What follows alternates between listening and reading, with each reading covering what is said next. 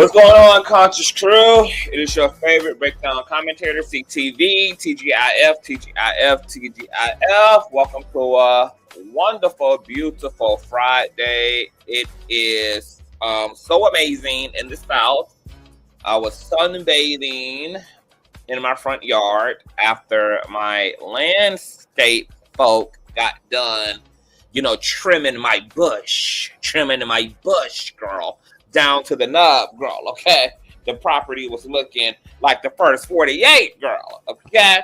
So I got out there and had to enjoy this morning dew and get my sunbathe on. So while I was over here minding my business, girl, the Maddie Mob was letting me know that it was going down on Instagram because Mother Maddie was addressing some things that have been playing out amongst our trans peers, okay? And some of our trans and queer peers. We're going to get into all of that. All right, before we do so, go ahead and thumbs up the video. You guys know that thumbing up the video not only helps with YouTube's algorithm, but more importantly, it triggers up YouTube's notification system. So when you are thumbing up the video, you are literally knocking on the digital door of another Conscious Crew member and telling them to get their black asses into the sanctuary because the king is in fact king.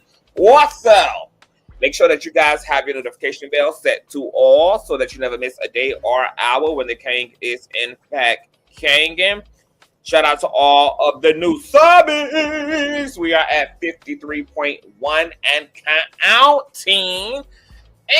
And also make sure that you guys share the stream out to wherever it is you have digital community, whether that be a YouTube community wall, your Snapchat, your MySpace, the dark side of Twitter, Tumblr, or your personal OF. I don't really give a damn where you in fact lay the link. Just let them whores know that we're out, we're live, and we're certainly in color. And last but not least, all donations and monetary love tokens can be sent to my Cash App, $Consciouztv, and or PayPal.me/Consciouztv. All information is in the description box below. I thank you in advance. And with no further ado, let's go ahead and push on through. I know a place where you can recharge your soul. Baby, that's Consciouztv. And in the midst of brokenness, he gon' see your asshole. Baby, that's Consciouztv. You gon' heal, you gon' laugh and catch a little shade. Ooh, girl. Y'all know he be slaying, y'all better stop playing. Come hear what he's saying. Ladies and gentlemen.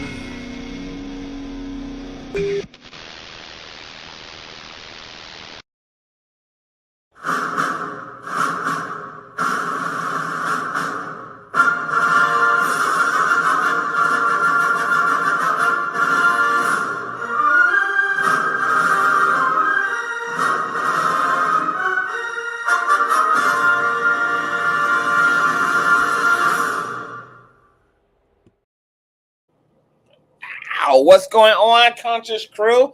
TGIF, hope you guys are doing well. Just a few church announcements first. First and foremost, I want to thank my baby mama, Jordana, and the family for the old nasty piece of child support check that I received this morning, boo. Thank you so much. Much love and light to you and wifey and the baby and the fam, my love. God bless you all. Thank you so much. You guys also know that we had did a live stream, which was an update on the YouTuber, TikToker Lips Legion, who unfortunately lost his life at the hands of his homicidal husband.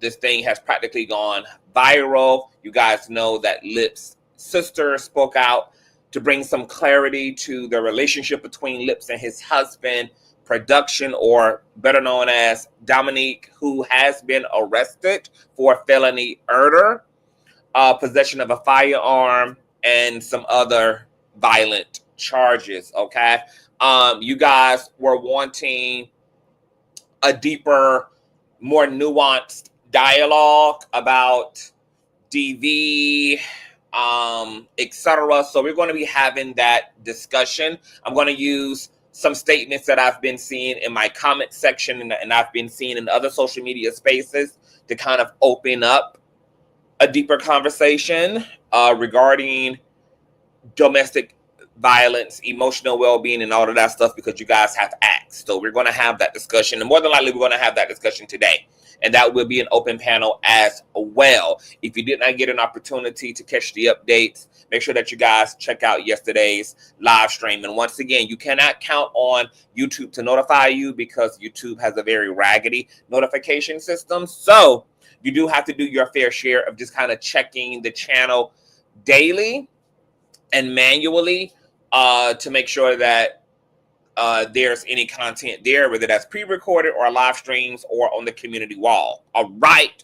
And if you guys get any tea regarding any stories that I'm covering or any topic that you think is interesting, as you guys always do, continue to send me an email at consciouztv@gmail.com or follow me on Instagram and also send me the tea. Matter of fact, we're here today because Conscious Crew was letting me know that baby mother Madison was live, honey. She had to address some things and put some iron to the things, girl. Her co-host, Craig the Mistress, also joined her and, you know, and responded to some sentiments. Now, you guys know how I feel about Craig the Mistress. However, today's conversation, which I'm not going to be doing a whole lot of commentary, I'm just going to kind of be presenting everything to you all.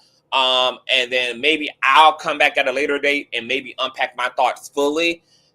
But even with how y'all know I feel about Craig the Mistress and how sometimes I have to tug on the wig of Dineva as well, this particular commentary is not going to involve any of my personal sentiments. We're going to just be speaking to the situation that's playing at hand.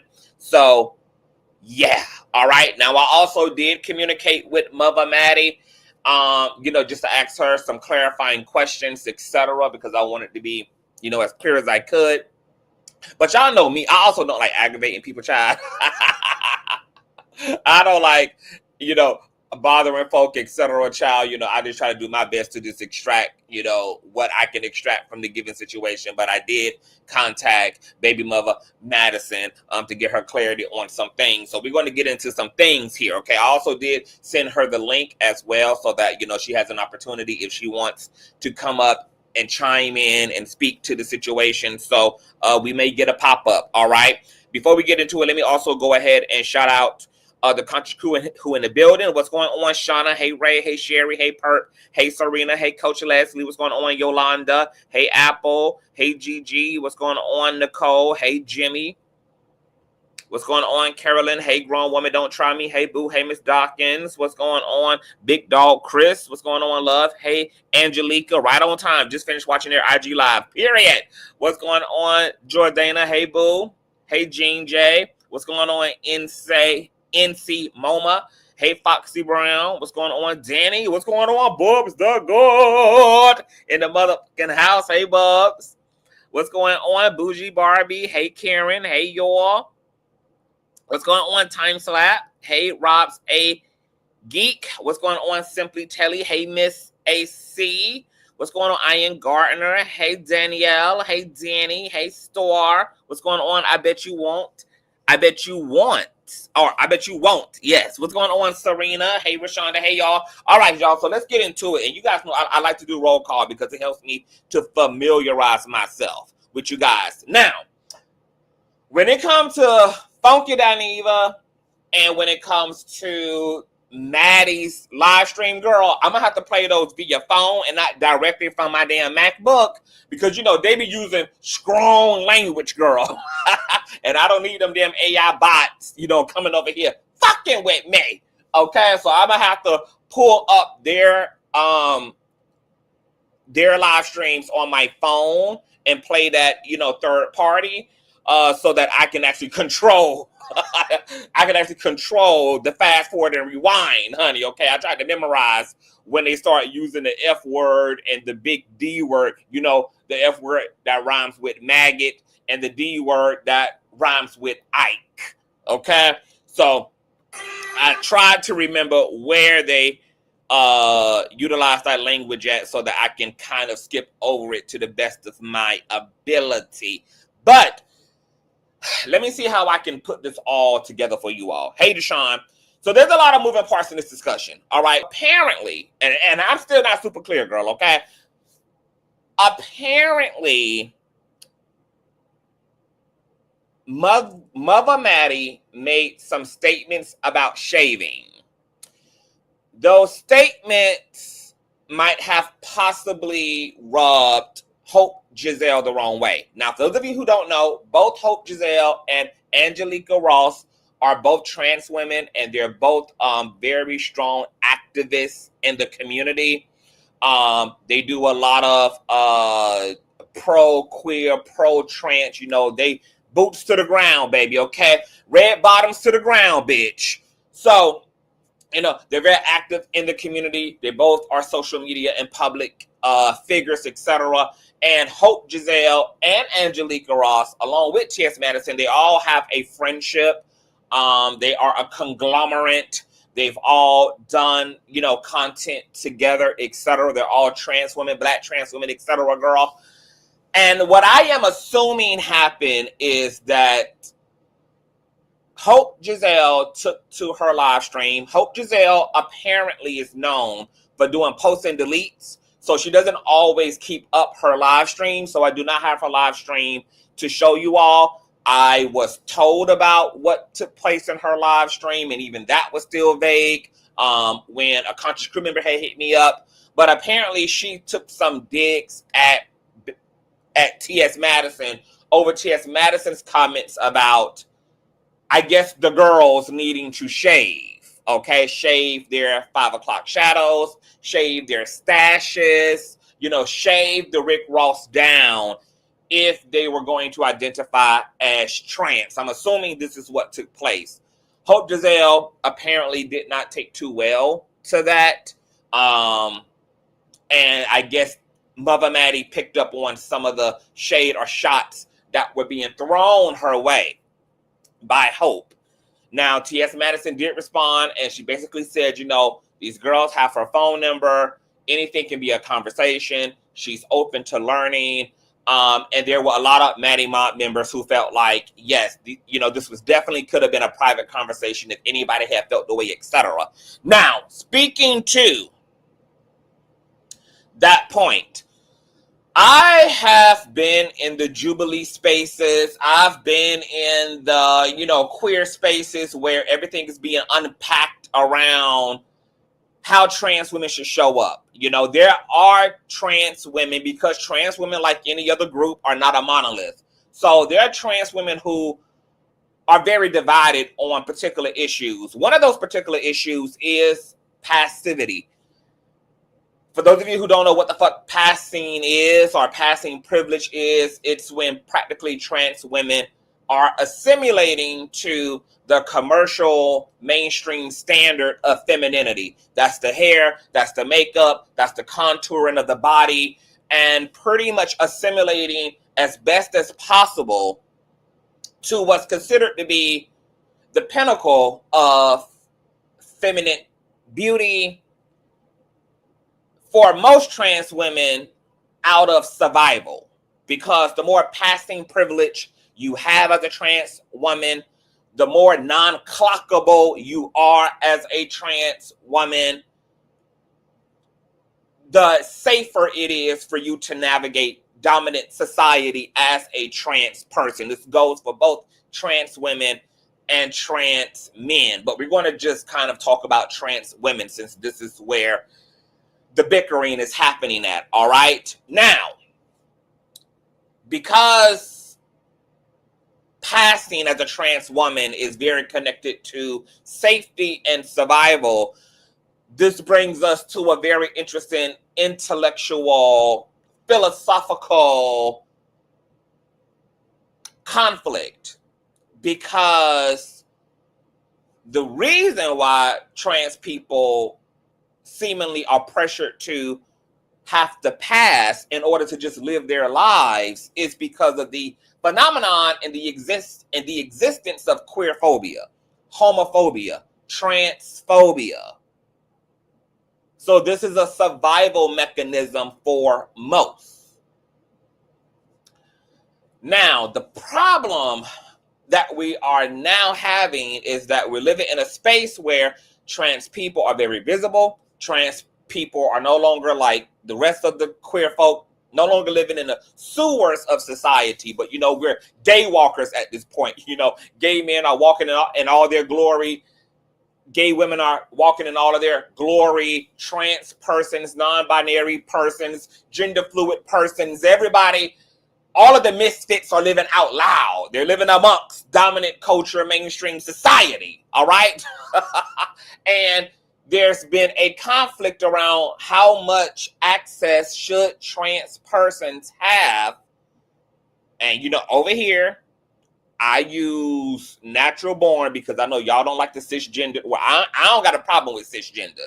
I can use cisgender to identify myself. I'm a cisgendered male. But for the sake of not creating a goddamn adverse reaction in the rest of y'all, I'm going to use natural born or born ass. Okay. So we got natural born women, which is so weird to say considering that all embryos begin as female. So we're technically all female at root. There really is no such thing as born male or born female. All embryos are female. All males are female embryos. Okay? Male and female are only the inside outside of the glove. Both are a damn glove. Okay? Males are just the glove turned inside out. But here nor there. This conversation around how much space and access should trans folk have amongst natural born women, particularly trans women, to natural born women's spaces, aka the goddamn bathrooms. This then leads, because I was watching Jubilee, an episode of Jubilee a while ago. There was a white trans woman by the name of Blair. She's pretty controversial in terms of her talking points. Most people call her like a right-wing, conservative-leaning trans woman. She's been in her fair share of conflict. She pretty much would be considered, and shout out to my boo, Flame Monroe, she would be considered the Flame Monroe of the white trans community. Just as a simple reference to the dynamics, to the social dynamics between Blair and the queer community. And I've also heard Blair, as a white trans woman, say she believes that pretty much trans women should be very humbled in their attitudes toward females and female spaces, and that if natural born woman is saying, look, you know, they have certain concerns and variations around their personal safety with trans women entering into intimate spaces like locker rooms and or bathrooms. Blair, as a white trans woman, has said, look, trans women need to then assimilate if that would bring comfortability to woman's community. If that will make a woman feel safer with you shitting in the next stall, you know, is that, you know, it looks like a duck, talks like a duck, quack like a duck, then this helps to reduce that paranoia or those safety concerns. And it also sends a signal to female community that this is a trans woman who's taking her journey seriously. All right. So she believes in passing. She believes that trans women and men should burden themselves with passing to the fullest extent in which they can. I've also heard the equal rebuttals to that. There are trans people, and this is where more so where I lean as well, is in the opposite direction, who say, look, you get into some icky, sticky territory when you are putting stipulations on trans women and trans men's walk and their presentation and their aesthetic and how they show up, because the reality is you have natural born folk who have androgynous bodies and have androgynous parts. Such as you have natural born women who got 5 o'clock fucking shadows and got to trim they goddamn facial hair and they thick ass sideburns and their beards and their chin hair. You got natural born women who grow chest hair, who got big feet, who have masculine bodies.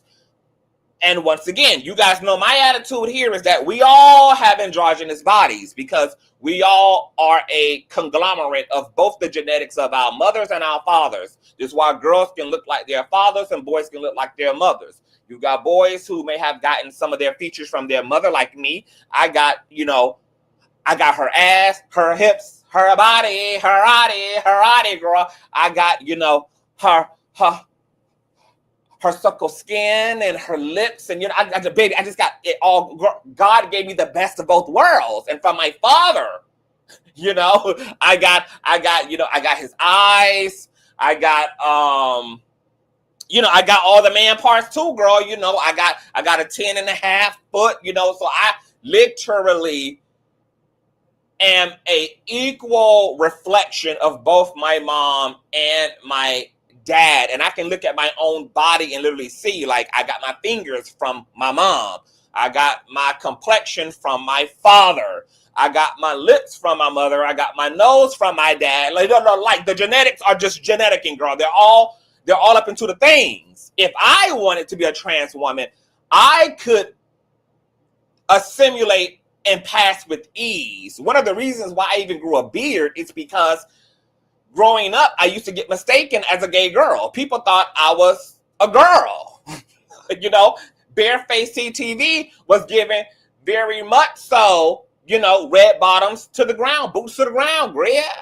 Okay? Was given very much so the divine feminine, girl, all up in the face. So I had to figure out ways to masculinize my face because for me, that wasn't the particular aesthetic I was going for.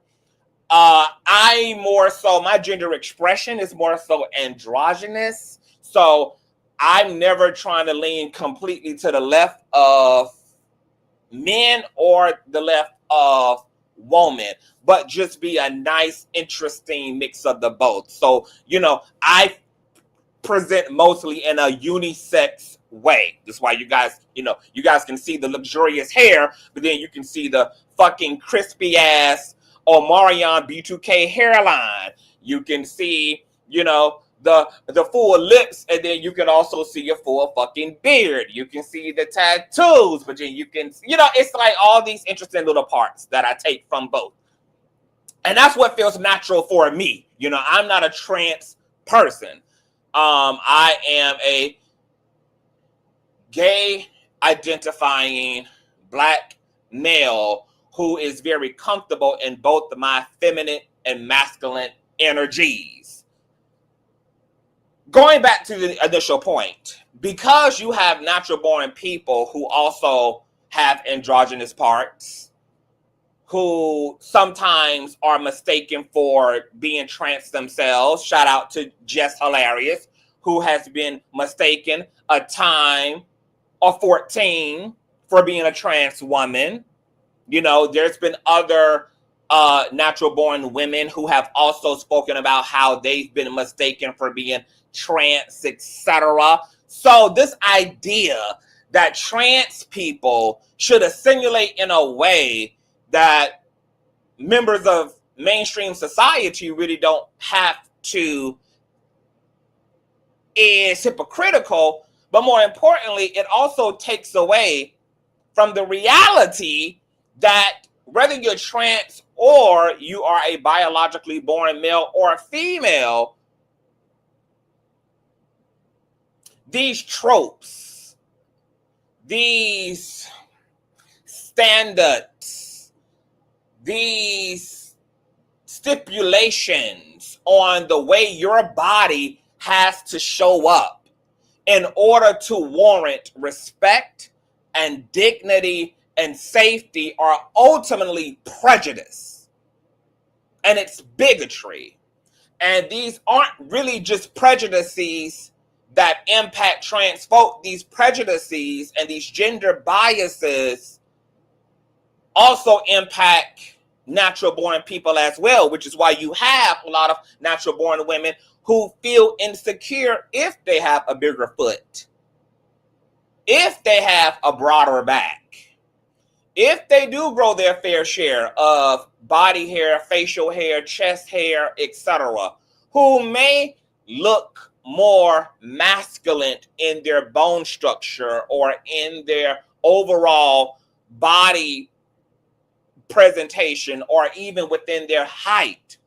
You have a lot of women who feel a way about having A cups and being flat chested, being flat bootied, not having hips. So these standards have much deeper implications than just impacting the trans community. They also equally impact natural born community as well. And the only way to really alleviate all of that, the indirect blows that the dominant society experiences as a result of upholding these tropes against trans community and vice versa, is to just eliminate this idea of what femininity and or masculinity should look like and just assimilate to being fucking human and not put any meaning per se, not any substantive meaning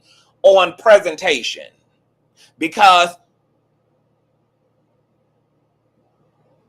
both of the women coming through the bathroom door, whether trans or natural born, could both have to pack a damn razor or two. Okay? You also have natural born women who are very much so have a gender expression of masculine. You know, these would be the tomboys of the straight natural born woman community. So should those women also not occupy spaces with natural born women because they present in their gender expression, they present in their fashions and their aesthetics as men? What happens to gay women? What happens to studs? You know, so it's like we aren't really working it all out. And all of that would have to be worked out. And pretty much when you try to do the math, you realize that you keep getting back to zero. Because there's no way to really uphold any of that shit without ultimately really reducing woman to her pussy, which is also an interesting reduction considering that we have intersex people who literally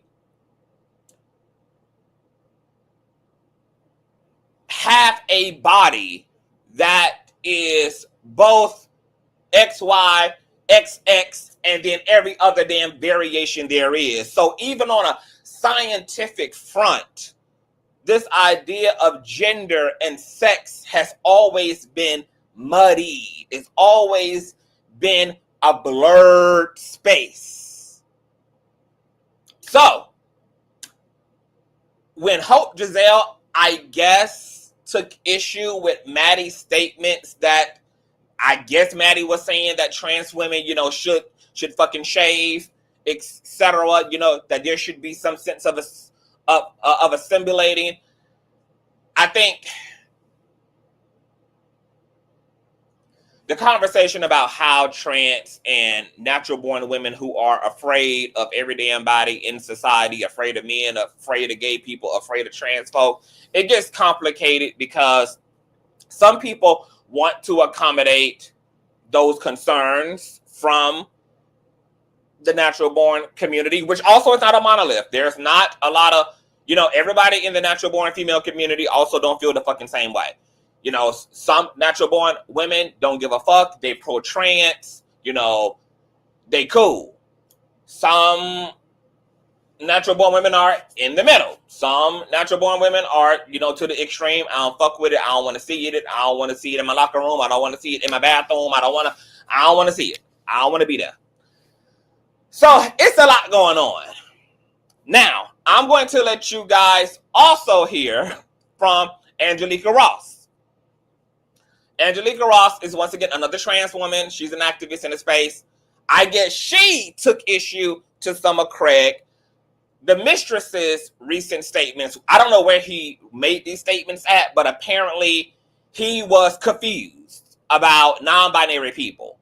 He was like, I guess, on the I don't understand the non-binary thing. And Angelica Ross decided to tug on what's remaining of Craig the Mistress's hairline. Okay? So here are Angelica's response to Craig's sentiments around not understanding non-binary folk. Now, you guys know sometimes Craig's execution could be just as harsh as, his side piece lifestyle. So I don't know in what way he executed his sentiments, but they rubbed Angelica the wrong motherfucking way. All right, let me pull this up for you guys. You guys, thumbs up, child. I know it's a lot going on, right? I know, baby. I know, sugar. Just put a cool towel over your head, baby. Baby, it's a lot. I know. It's always a lot, baby. We got even a lot more to get into right after this goddamn conversation. Let me see where I put these links at, child. All right. Here we go. Here's Angelica Ross responding to Craig. Okay, now, Mother Maddie also, because this isn't the full clip, but I guess Angelica also maybe threw some shots and some jabs, or there's been some underhanded conversations happening offline as well around T.S. Madison's name. So T.S. Madison also took up issue with some of the shade that is being thrown from Angelica's way as well. But once again, this is not Angelica's entire clip. Okay? Run me those likes up, you guys, because I am motherfucking working, girl. I'm working. The little table got the girls a little upset when I was calling out your performative activism, because you want to speak up whenever somebody has wronged you in the LGBT community, Craig. People want to be selective with their outrage. I saw folks was outraged. Tamar is thinking that she's, at a gay function and, girl, this and that, and she's saying things or whatever. And they wanted to use that moment, I think, to make an example out of Tamar and got really heated. But my thing is, girl, sit your ass down. You the same person talking about how confused you are to use they, them pronouns. Sit down. This is exactly what I be talking about when butch queens have typically been the weakest link when it comes to standing with trans people in solidarity. It's so many examples, I lose count of how many times being an ally is just too hard, too confusing for y'all. I'm not talking about the cis straight people. I'm talking about the Craigs. I'm talking about people who go and organize trying to remove the T from the LGBT. Yeah, I'm talking about y'all. I'm talking about y'all who are telling trans women that they have to perform femininity and that they should shave before they end up trying to walk into a women's bathroom. But ain't nobody telling Barbara that she got to shave, and Barbara's beard is natural, and Barbara's a cis woman. But now they are stopping cis women at that bathroom because they're not performing femininity like that, because y'all want to still play devil's advocate. Y'all want to still play in the sand. Y'all want to still be the cute accessory with the famous straight girls. You want to be with the Tamars and blah blah blah, but when you want to get mad when they don't understand the T, and they are like, well, girl, and they want to play. Now they want to kiki. They want to kiki too, just like you want to kiki about the trans girls. Oops. All of these terminologies, all of this is about relationships. So let's get this down. If you don't have an intimate relationship with someone, then you need to ask how they want to be addressed. Point blank, period, end of story. So stop it with all this performative activism, because if we're going to call the girls out, then we're going to call all the girls out. Then we're going to get all of us free, because it's time. I'm ready. Are y'all ready? Are we really ready to set us all free? Because I'm with you. I think that folks need to be careful when trying to use that word girl as a pejorative term at gay men. I absolutely believe that. But girl, I'm going to tell you to sit your ass down if you're not one of the ones that's like that across the board. Because sometimes y'all girls need to be called girls so you can be reminded that they don't like you just like they don't like me. We part of the same community. Like Jay-Z said, you still a, well, girl, you still a girl. Girl, Girl. Shook a little table, got the girls a little. Okay, now Craig, the mistress, also felt the way about Angelica misgendering him by calling him girl in the same way that he took issue with Tamar misgendering him by utilizing the term girl. Now Craig, the mistress, and he's going to speak for himself, he says he doesn't have a real issue with being called girl, but for him that's more so a language that he's comfortable with when he's in relationship to people such as Madison. You know, he doesn't mind Madison saying girl, my good Judy, my good girlfriend, etc. But if he don't know you like that, don't refer to him as no motherfucking girl. Now, this whole tension between queer men or same gender loving people and non-binary people, and I'm going to put trans people in there too. That shit is real. I did not think it was real, because when I would hear trans women be like same gender loving people, both the lesbians and the homos be pressed boots about the trans girls, the trans guys, and the non-binary them days and we's. I had not run into that at that point. But baby, as a bitch who has been rolling in the deep through the Rainbow Coalition community, girl, there is definitely a thick, notable tension and resistance in the LGBT community between same gender loving groups and trans and non-binary groups. I have acquaintances and associates, same gender loving men in particular, and same gender loving women who literally don't fuck with the T. They don't fuck with the non-binary. They think that both are foolish and delusional, and they're pretty matter of a fact about it as well, which has been shocking to me in particular, because to Angelica's point, we're all in the same motherfucking category no matter how you slice it, even though there is a hierarchy in the queer community. Queer white men exist at the highest of the hierarchy, and then it trickles on down.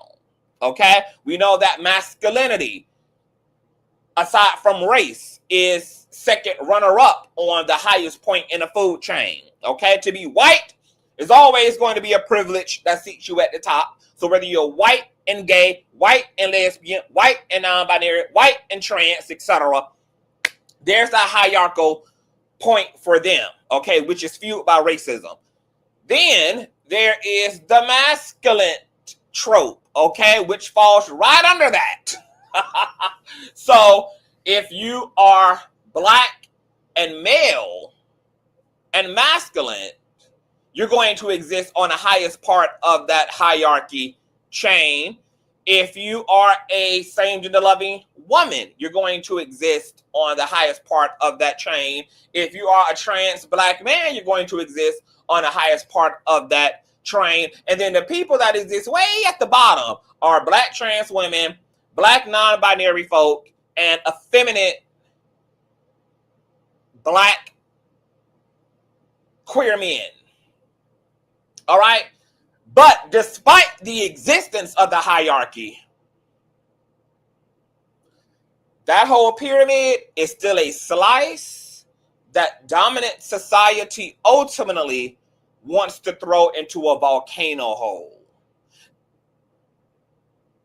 It's just that there are certain assimilations that make it easier for dominant society to tolerate from the LGBT community, but that do not eliminate the bigotry ultimately. The bigotry just becomes a lesser, more palatable version of itself called tolerance, which is also not acceptance. All right? So to Angelica's point, baby, none of us need to forget that we exist in a other folder. You know, that like spam folder that's outside of your default Facebook and Instagram folder, the folder behind the folder that's behind the goddamn folder. That's where queer people are, baby. Okay? And dominant society cherry picks through whom they'll put up with, equivalent to picking through a bag of jelly beans, girl, and avoiding the black jelly bean for the more fruitier, tastier so-called jelly beans. Now, I want to make another quick statement about this whole non-binary thing. This is the way that I see it as a spiritualist and as a metaphysician. The binary, which is male and female, classic masculinity, classic femininity, they represent the extreme polarities of the face of God, practically the duality of God. The duality of spirit is compartmentalized into masculine and feminine. It's the same force, just masculine is the left hemisphere of God, femininity is the right hemisphere of God. Trans people are a truth. The truth they represent in and of their own existence is that those forces that are typically personified through the biological body of female and male, masculine and feminine, are not just biological, but are also in energy, which is why the divine feminine can occupy a male body and the divine masculine can occupy a female body. Because that consciousness, the consciousness of masculinity, the consciousness of femininity is not restricted to the sex of the individual. So both sexes can have interchangeable access to these consciousness that belong to the one monolithic collective of God. Non-binary people represent a even greater truth, which is that while spirit can represent itself in masculine and feminine personifications and states of consciousnesses, that spirit ultimately is transcendent. It's also neither male nor female, masculine nor feminine, which is interesting to me because the scriptures also talk about the non-binary of God. It says that God has made both male and female in its own image, but yet is also neither male nor female. It's still neither masculine nor feminine. Femininity and masculinity just seem to be functionalities that are a part of the laws that spirit created these simulations according to. Also, Christ also speaks about the non-binary when he's talking up to his disciples about marriage. And, if you die and, you've had 6 wives, who will be your wife in heaven? And Christ says, there will be no need for you to have wives because you won't even really be human. You will be male nor female. You will be unlike the angels, something that is transcendent to gender. So for me, non-binary people represent the transcendence of both feminine and masculine. That this is an embodiment of total liberation from the cosmic constructs and the social constructs of gender and sex, which also makes sense in terms of the way that I experience God. I sometimes experience God in a feminine and in a masculine, but I also, when I am in the deepest groans of my Godhead and in my Godship and in my God dwelling, God is neither male nor female. I am neither male nor female. I'm not black. I'm not American. I'm not human. I am just pure being. Pure being. Okay? So for me, male, female, trans, and non-binary all represent different levels of consciousness, different levels of consciousness that are being personified through the symbolism of our constructs around gender. Okay? So for me, this is a much, like a lot of people just get hung up keeping the conversation very simple and very biological and very scientific. But once again, I'm not just a logical, rational person. I'm also a very spiritual person. So I see the truth and I see God and I see the hierarchy of the spirit world when I'm looking at these variations of consciousness. Now, let's get into, finally, hold on, wait. Do we need to get into, okay, well, let's actually get into Funky Dineva, because Funky Dineva made a comment. He did a post on his Instagram, and he made some statements in response to a conversation that is taking place amongst the LGBT community. It's a conversation around if the T should be removed from the acronym, since T is more so a identity than it is a orientation. And I've also heard trans women and men, of course, nothing is monolithic. I have heard some trans women and men say that they also want the T removed from the acronym because the T should be a standalone. It has nothing to do with orientation, and they feel like it actually slows down the progress and the plight and the understanding of the trans experience and the trans reality. So I've heard, both same gender loving people speak to not wanting the T a part of the acronym, and I've also heard the T's of the acronym also, be pro standalone. Make the T its individual thing. Don't lump them in with them hawks and them fists. Baby, it's a mess out here, y'all. It's a mess. Okay, so here is Funky Dineva responding to that conversation amongst LGBT persons around if there should be division between the T's and the G's and the L's and the B's. Madison also responded to this too. So y'all, there is a new wave of energy that is going on within the LGBTQ plus IA community that got me feeling a little uncomfortable, and it's the annexation of the T and everything else after LGB. I've been seeing a lot of content lately, lesbians, bi, and gay people proclaiming, I'm an old school gay. All I want is marriage equality, be able to adopt kids, equal protection under the government, right to marry, insurance, anti-discrimination, and to be left alone. Don't lump me in with the trans QIA plus when those people over there want gender fluidity, pronoun changing, and all these other radical things. And so for me, I'm gonna be very honest with you. I'm an old school gay too. You know what I'm saying?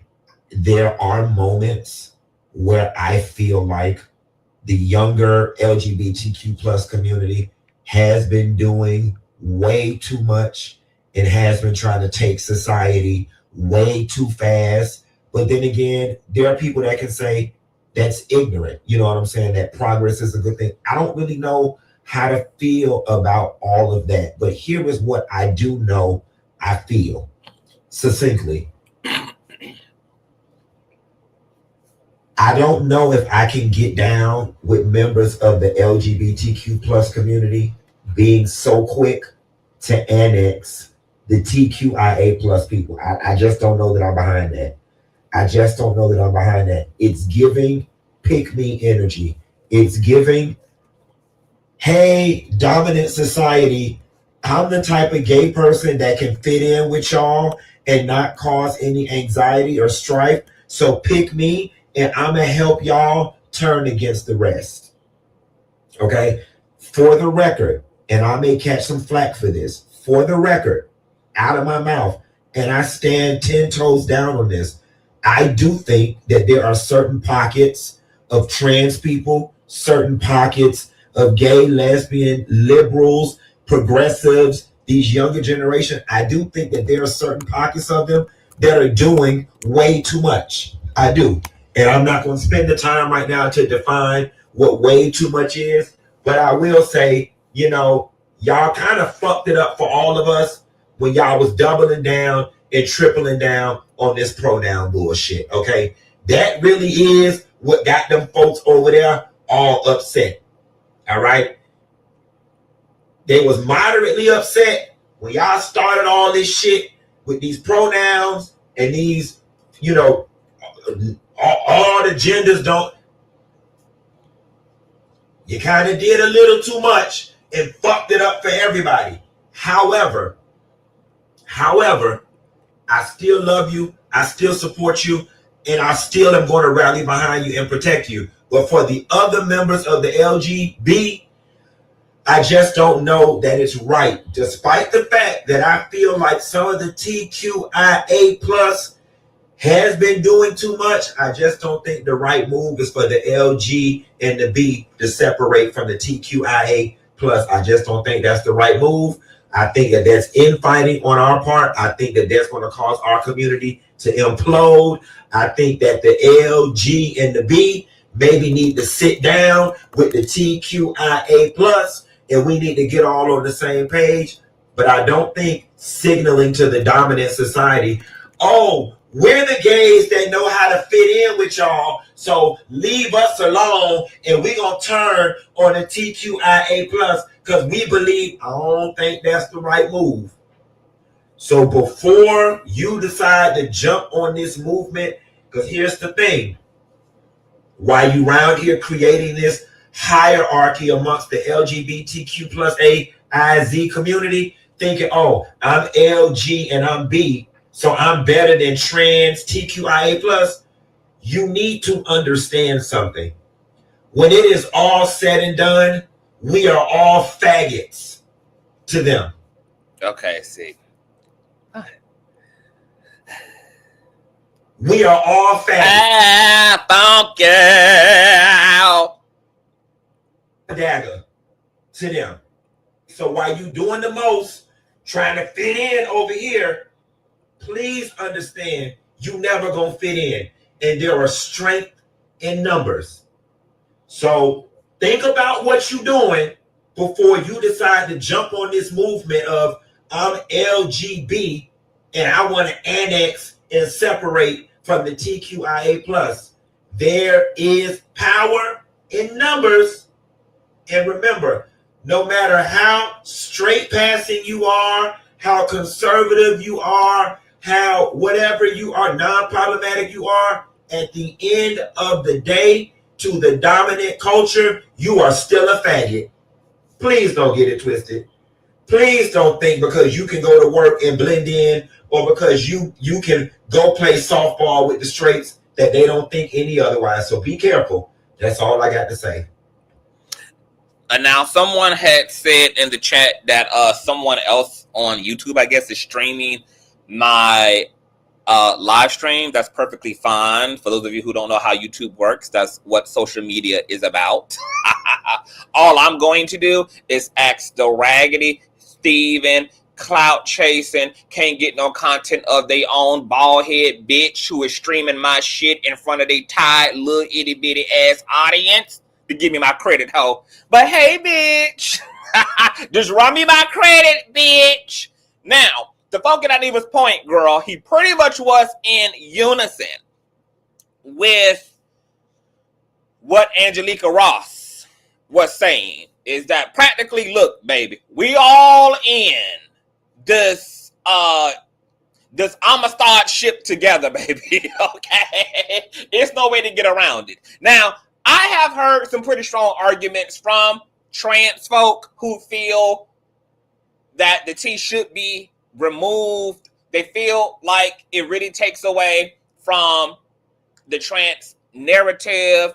They feel like it complicates resources that trans people are in particularly need of, because there's a bleed over from the non-binary, gender fluid people etc., girl. And there's just all this nuance to the conversation. This is what I'm going to say here. Whether the T wants to be a part or not a part of the acronym, I feel like regardless, we all need to support each other regardless of how we break this thing up or we continue to gorilla glue all these goddamn letters together, okay? So if the T needs to stand alone, stand the fuck alone. I'm still going to support my trans women just like I support my black women's and my black men's and my hetero folk and my gay folk and my queer folk and my whatever folk. Because the reality is no community is going to be able to self-liberate on their own. We all need freedom fighters. We all need outside forces. And we always need those who actually sit at the table to make space for us, because that's where we're fucking not. So I don't got much to say about whether the T should or should not be. For me personally, I have no problem with us being lumped together. If anything, I'm actually very proud of the LGBT community for actually being so inclusive, because we really gave it to dominant society, man. We gave it to dominant society, girl, by putting all these commas everywhere to include the nuance of humanity, to include, the representation of the diversity of humanity, because the binary is not just what's happening amongst the collective, bitch. There's all this big gray space in the middle, and the LGBT community has attempted to create space and visibility and affirmation for all of that gray shit in the middle that don't exist on the extreme ends of straight and gay, black or white. So I love that for us, but I ain't got no problem. Also, before we move into T.S. Madison joining the conversation and Craig, the mistress, chiming in with somebody else's husband, when folks, I get so irritated when our people, because I expect dominant society to be stupid and to say ignorant ass shit, because, that's just what they're going to do. But I hate when our people be like, oh, our people doing too much. Bitch, I don't give a fuck how many, I don't give a fuck if we line the entire alphabet up from A to Z, bitch. We ain't gonna never have done as much as dominant society has done in the creation of all their taboos, all their fucking laws, all of their social constructs, all of their fucking religions, bitch. Dominant society has a 99.9% cap on the narrative for everybody in this motherfucker. So the little 0.1% influence that queer people are trying to have and trying to get access to with our creative pen, it doesn't even fucking compare to all of the creative cultural influence that heterosexual folk have projected and seized upon the fucking world. And if we could have learned all they shit, they can learn ours. We learned all of the fucking words in their Websters. We learned all of their sciences. We learned all of their maths. We learned all of their ideas. We learned it all. So having to have a little conversation around pronouns or the lack thereof, I would hardly think that, the greatest headache that dominant society can be endowed upon. And the reality is, queer people are actually trying to destroy the very system that dumbass mammies and dumbass indignant ass pappies don't even realize are also destroying their lives intellectually, emotionally, mentally, and metaphysically. But you got so many members of the dominant society who are mainstream assimilated, who are so mainstream identified, who are so non-binary identified that just like the pappies and mammies of the Hotep community, they can't even see that the pillars that queer people are trying to completely destroy that oppress us are also oppressing all of them too. It's just that members of the dominant society are tolerating this destructive ass, oppressive, divisive system, while queer people are absolutely taking up issue and measure with it and are being pretty loud about it, aren't accommodating it in any way, aren't trying to make a toxic relationship work, aren't trying to romanticize the system, but see it for what it is, call it for what it is, and champion behind its dismantling, so that all of the people on the landmass can have access to genuine liberty and self-actuality. Now, let's get to Mother Maddie, which I'm going to put up on my phone here. You guys are going to have to give me an audio check. What happened? Because I think before I play this, because baby, that funky and Mother Madison, baby, they love them F words and them D words, baby. Honey, is it on? Is it okay? Oh yes, baby, it's on. Matter of fact, I'm gonna pull Maddie up on the screen, but I'm gonna play her. I'm gonna play her on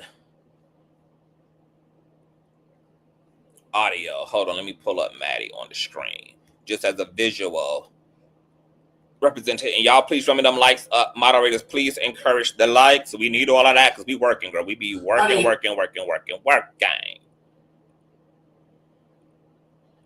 What is this bitch? Okay, so this is Mother Maddie. She went live earlier to address Angelica, to address Funky Dineva's post, and to address Hope Giselle. All right, tell me if you guys can hear this. Give me a one. Honey, is it on? Is it on? Is this bitch recording? Oh. Okay, two things. What time is it? It's 9:30. What time is it? It's 9:30. It's 9:30 a.m. Y'all know I'm just really getting back and settled in from Mexico. And I'm here in St. Pete tonight because, hey, Amir, I need a piece of cloth from you. I'm here in St. Pete. Obviously, I don't. Golly, I hope I don't got no damn cold from all this atmosphere change. I'm here in St. Petersburg. I came straight from Mexico over here. And I've been in travel, so y'all really haven't seen, but I had a really good time in Mexico. I was out there doing a lot of, I was doing a lot of things. I do need a person that has, if you do hair here in St. Pete or okay, I'm gonna fast forward a little bit, hair, y'all. I've been smart enough to sit at the head of it. Okay. You see how many poppies come to the room? Nobody. I didn't have any. Amir, I need to get some hair from you, bitch. So sit tight, sit by your phone. I'll call you when I leave here. It's a couple of things that as I was traveling home and I was on my Twitter and stuff like that, I was seeing a lot of conversation around Craig and a lot of conversation around me and fag talk and all the things. I just want to say this for me and for my space. I don't know what people see or what they think they see or what they don't watch or whatever. I don't know. I don't have no energy, not right now because I don't feel the best. I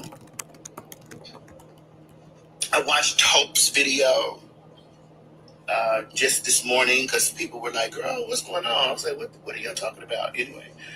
I watched Hope's video. I watched Angelica's podcast thing, whatever.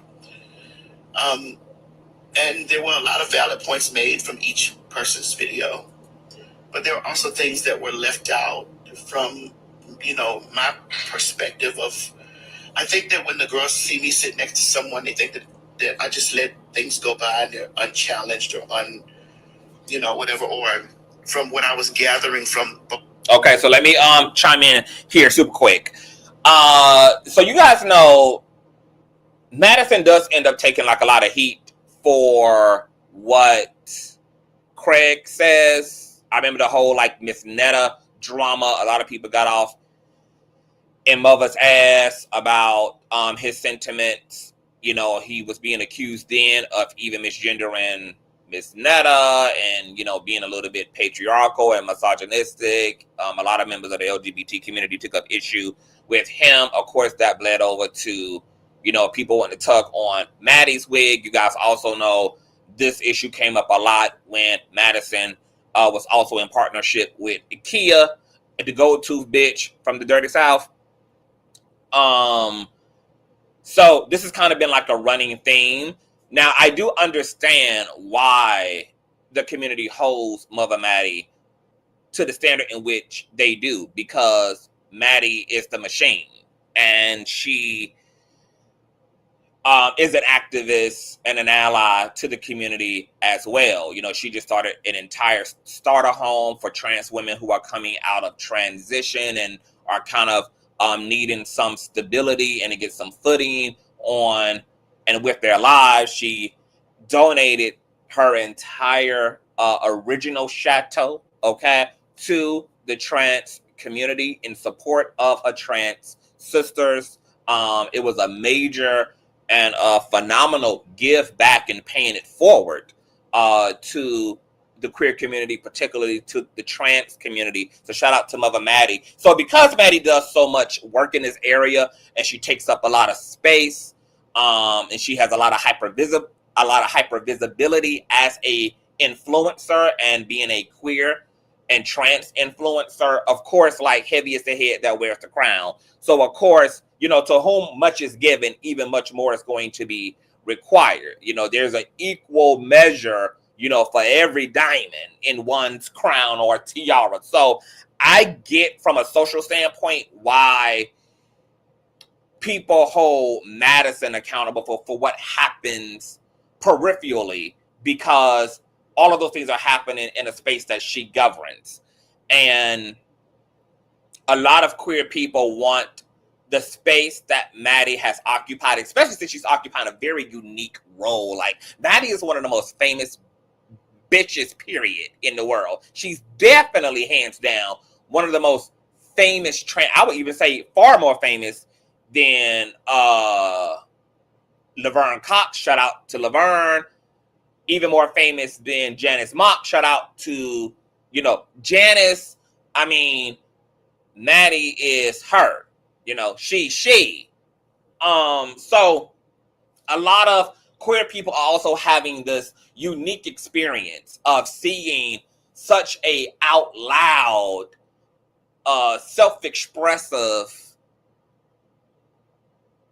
person like Maddie be able to exist in such commercial and mainstream spaces, baby, making it all the way up to the top of the pyramid, girl, to the Beyonce, all of them out like liqueur, okay? And a lot of queer people are living vicariously through the potential and the actuality and the hope in that, and therefore you have, you know, all these queer people that are wanting Maddie to have space in her wagon for everybody else who makes up the acronym. So everybody is kind of living vicariously through this space and what it means and its implications. So anytime there appears to be any divisiveness, whether that's coming directly from Maddie or coming from the people around her, you know, for some in the community, there's going to be like a visceral response to that, because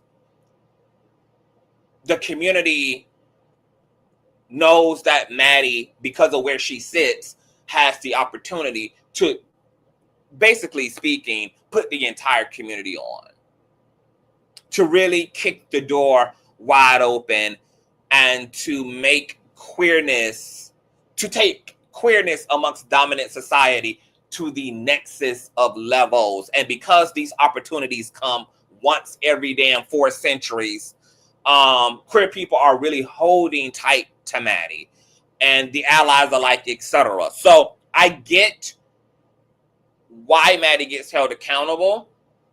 I'm not going to say that some of the criticism is always precise and accurate, because sometimes there is misfiring on the public's part, but Maddie also has admitted that sometimes, you know, she's very honest about being human, and sometimes she drops the ball, etc. You know, she's recognized like some of the conversations and the way they have those conversations on, I'm going to call it gag talk, just for the sake of censorship, you know, are maybe a little bit on the crass side, because, you know, that conversation is happening in the context of entertainment and putting on a show, and it's a key show. So there may not always be a political correct representation of a talking point or of support or in how things should be handled. But ultimately, you know, Maddie is holding to the fact that there is love there, you know, and to charge it to the game. But she's also continuing to learn and to refine and to hold herself accountable, because she also knows that she's on assignment. Okay? All right, let's get back into it. I was gathering from both of those girls' videos, I don't think that they think I'm smart enough, or I have the mental capacity to handle, you know, challenges that. Okay, so that's what some of y'all say. What I'm not saying is that Hope is jealous. What I'm not saying is that Angelica is jealous. You know, I just broke all that down, that I think that this is a lot deeper than envy and jealousy. Like, that's kind of a very lazy way to sum total and to summarize the issue here. Once again, T.S. Madison is in a very unique position. She's in a position that not a lot of Black queer people are going to be in. And because of that, there is a weight that's on Madison to, so to speak,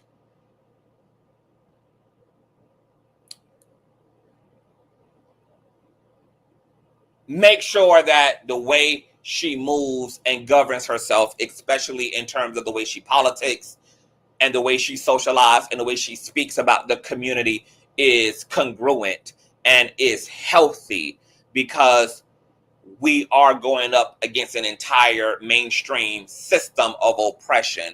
And I know Maddie didn't per se ask for that weight, but the moment that Maddie did identify as an activist and as a voice to the community, she officially crowned herself accordingly. So now people are looking to her to show up in that glory and in that responsibility. But it doesn't always mean that the criticism from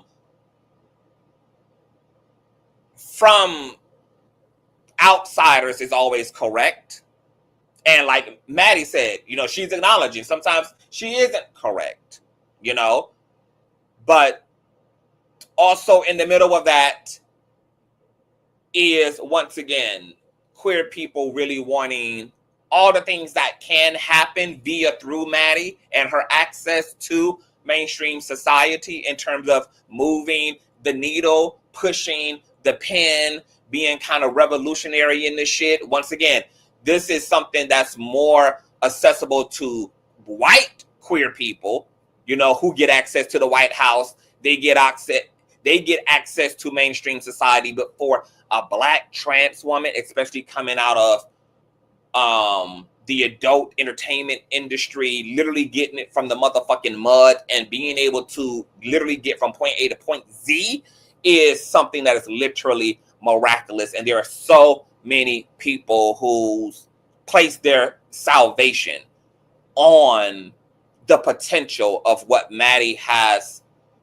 the opportunity to create, and they don't want her not only fucking that up for her, they don't want her fucking that up for them and for everybody else, okay?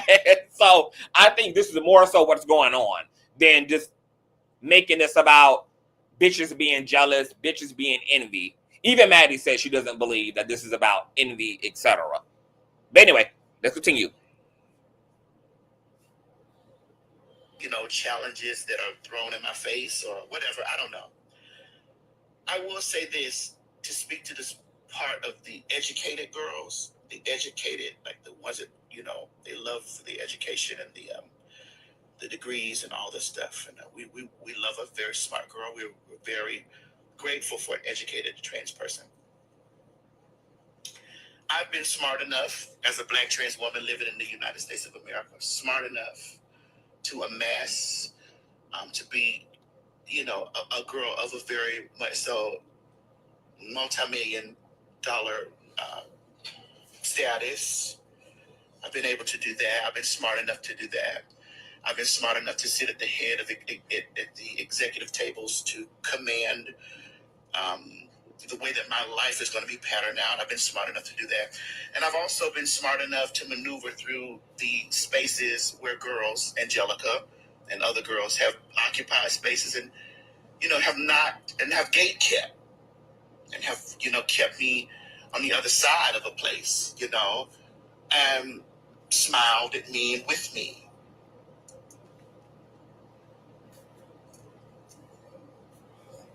And so I've been smart enough to maneuver myself through to get beyond and past that. And I've also been smart enough to reach back, Hope, and make sure that I'm going to do the same thing.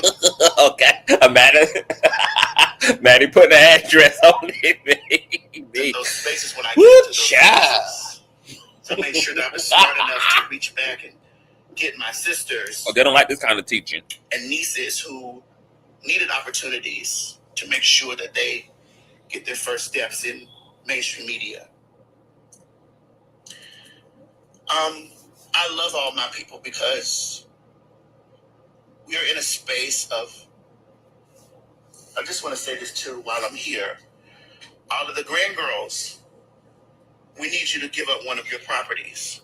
I'd like for all the grand girls, I'm calling all the grand girls to the market, all the television accolade girls, all the girls that have these degrees and these smarts, give up one of your homes.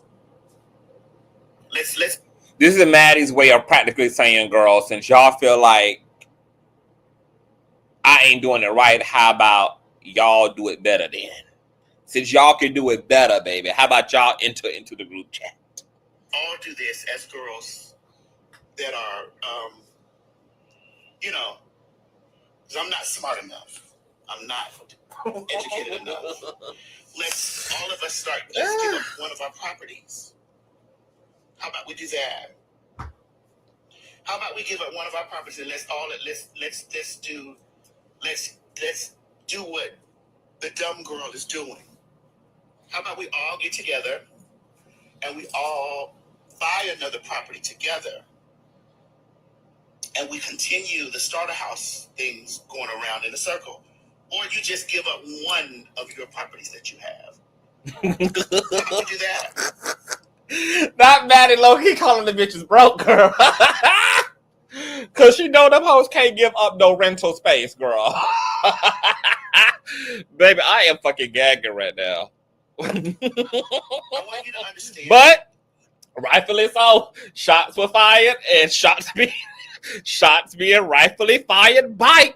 You guys think that whatever happens with Craig and however Craig's views and opinions is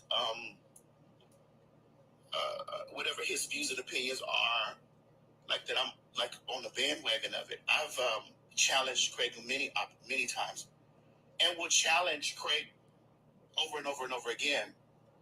The unfortunate part about the situation is when people say, well, I don't watch the show, I haven't watched the show. Well, then you've missed the challenges and you're only getting the clips. You're only getting the subtotal. You're not getting the full total. And that's okay.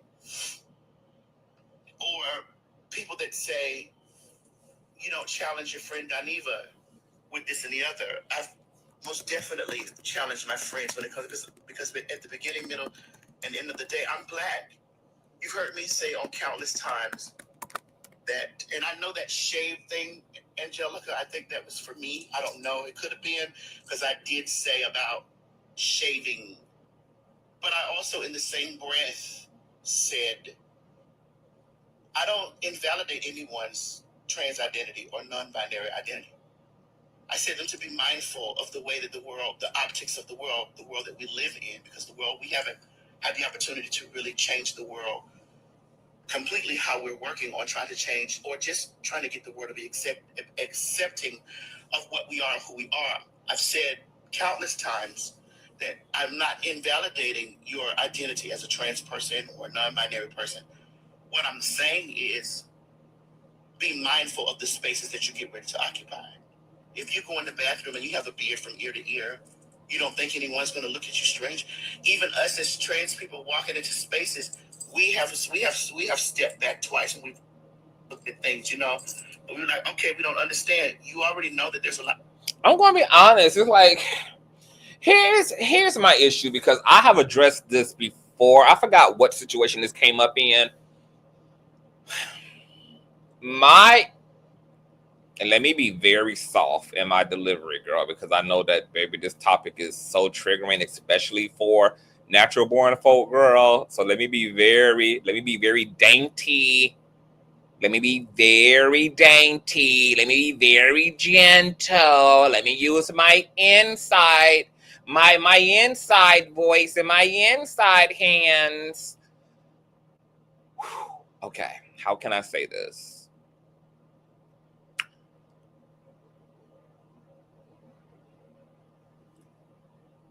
Oh, I don't even know if I can say it, bitch. It's probably gonna start a goddamn civil war, ho.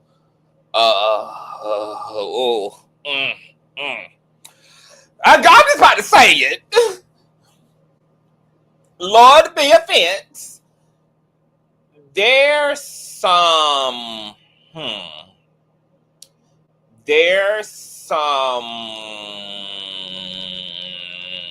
denial that's taken place as it relates to the natural born community.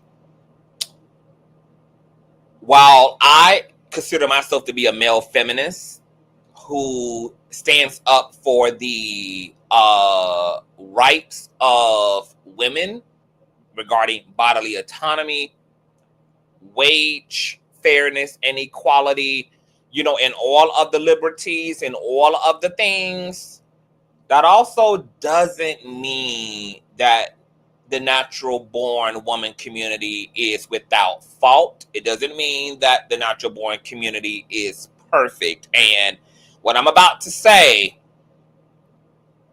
is me being very honest while still being a feminist. Okay, because I'm in enough woman spaces. As a man, I've lived and dwelt with women. I came out of a woman. As an embryo, I was woman. I done shared bathrooms in my home and in my family homes with women. Okay, there's been enough interactions and emotional and mental intimacies. And plus, once again, you know, I put my head to these conversations. There's some contradictions that are happening that I really want natural born women to really wrestle with, because I want natural born women to be very, very, like, as clear as they can, because I think the clarity can lead to a lot of the solutions necessary. Women of all kind, both trans and natural born, live in a patriarchal system. That patriarchal system is economically, politically, and materially violent to both women, trans women and natural born women. Black femicide is high, femicide is high, transasphyxia, transphobia, all those things are rampant because you live in a patriarchy, which makes the space default to a very anti-feminine default. So women are in reasonable danger, right? However, when it comes to these conversations around trans women, particularly occupying particular spaces, natural born woman spaces, my issue is that the conversation for natural born women becomes about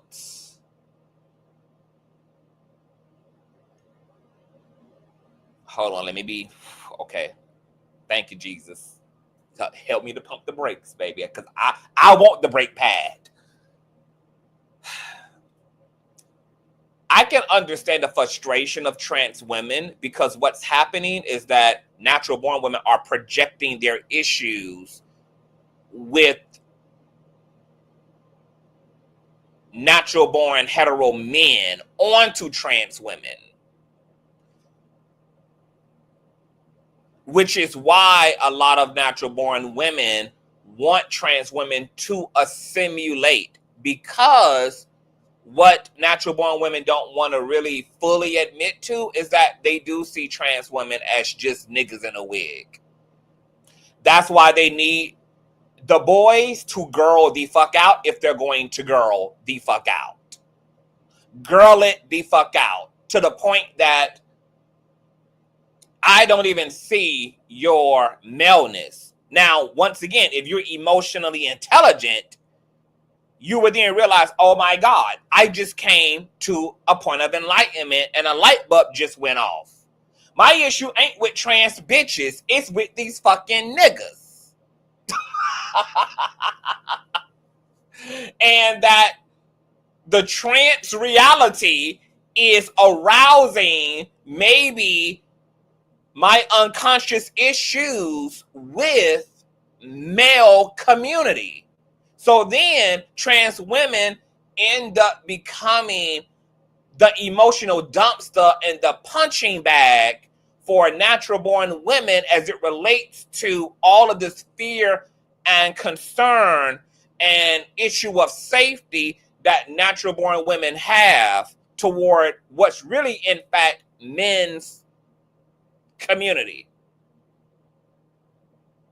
If I was a trans woman, I would have an issue with that too, because living as a trans woman and existing as a trans woman is very different from being a man identified male. And if anything, trans women are not making their lives any easier by actually identifying, as Funky would say, as the people who are considered the least unprotected and the most disposable on the food pyramid. So then trans women not end up not having any space or safety as it relates to both the males community nor the females community, and oftentimes have to inherit all of the problems that females have with men, and they have to inherit that as trans women because there is a bleed over. This conversation around I'm concerned for sexual violence. Here's my thing. If anybody who knows how criminals work, know that criminals don't need permission to strip you from your autonomy, baby. So you're not actually safe in that bathroom because there is a female symbol on the door. Women get raped in stalls all the time. Women get raped in women's spaces all the time by men.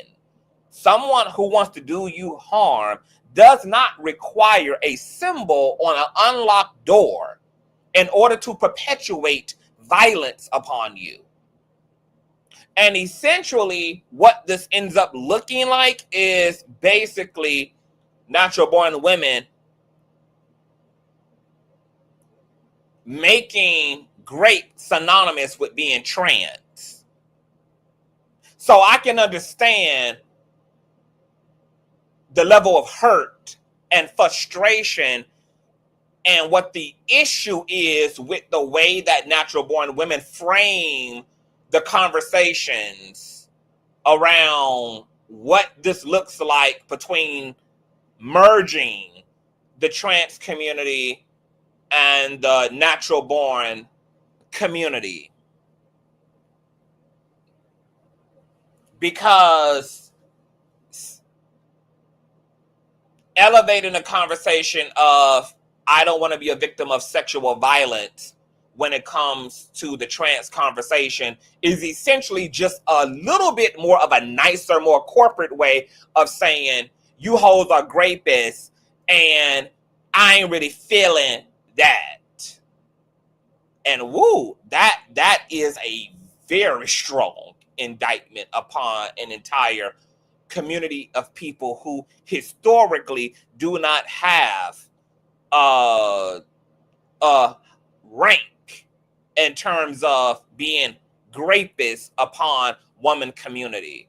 That is a very polarizing, very, very explicitly insulting indictment. And even when I, as a cisgender gay man, just be listening, bitch, I ain't got no roots in the race, girl. I'm not trans and I'm not female. So, but even for me, when I be in the background listening to, I be like, God damn, bitch, like, do natural born woman community hear? Like, do they hear this shit? Do they hear what they are essentially saying and projecting? Because my God,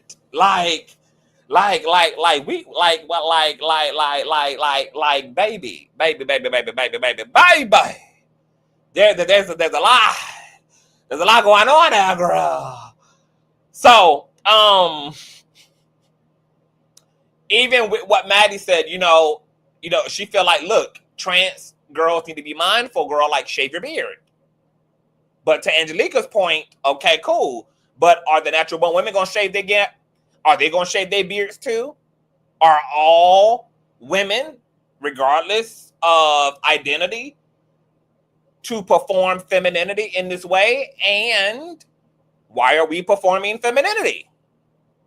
Just like a trans woman shouldn't have to shave her beard, natural born women should not have to perform this level of femininity either. They shouldn't have to wear barrettes and long hair and makeup and, have a gender expression of feminine, etc., in order to inherit some very simple, common human decency and kindness.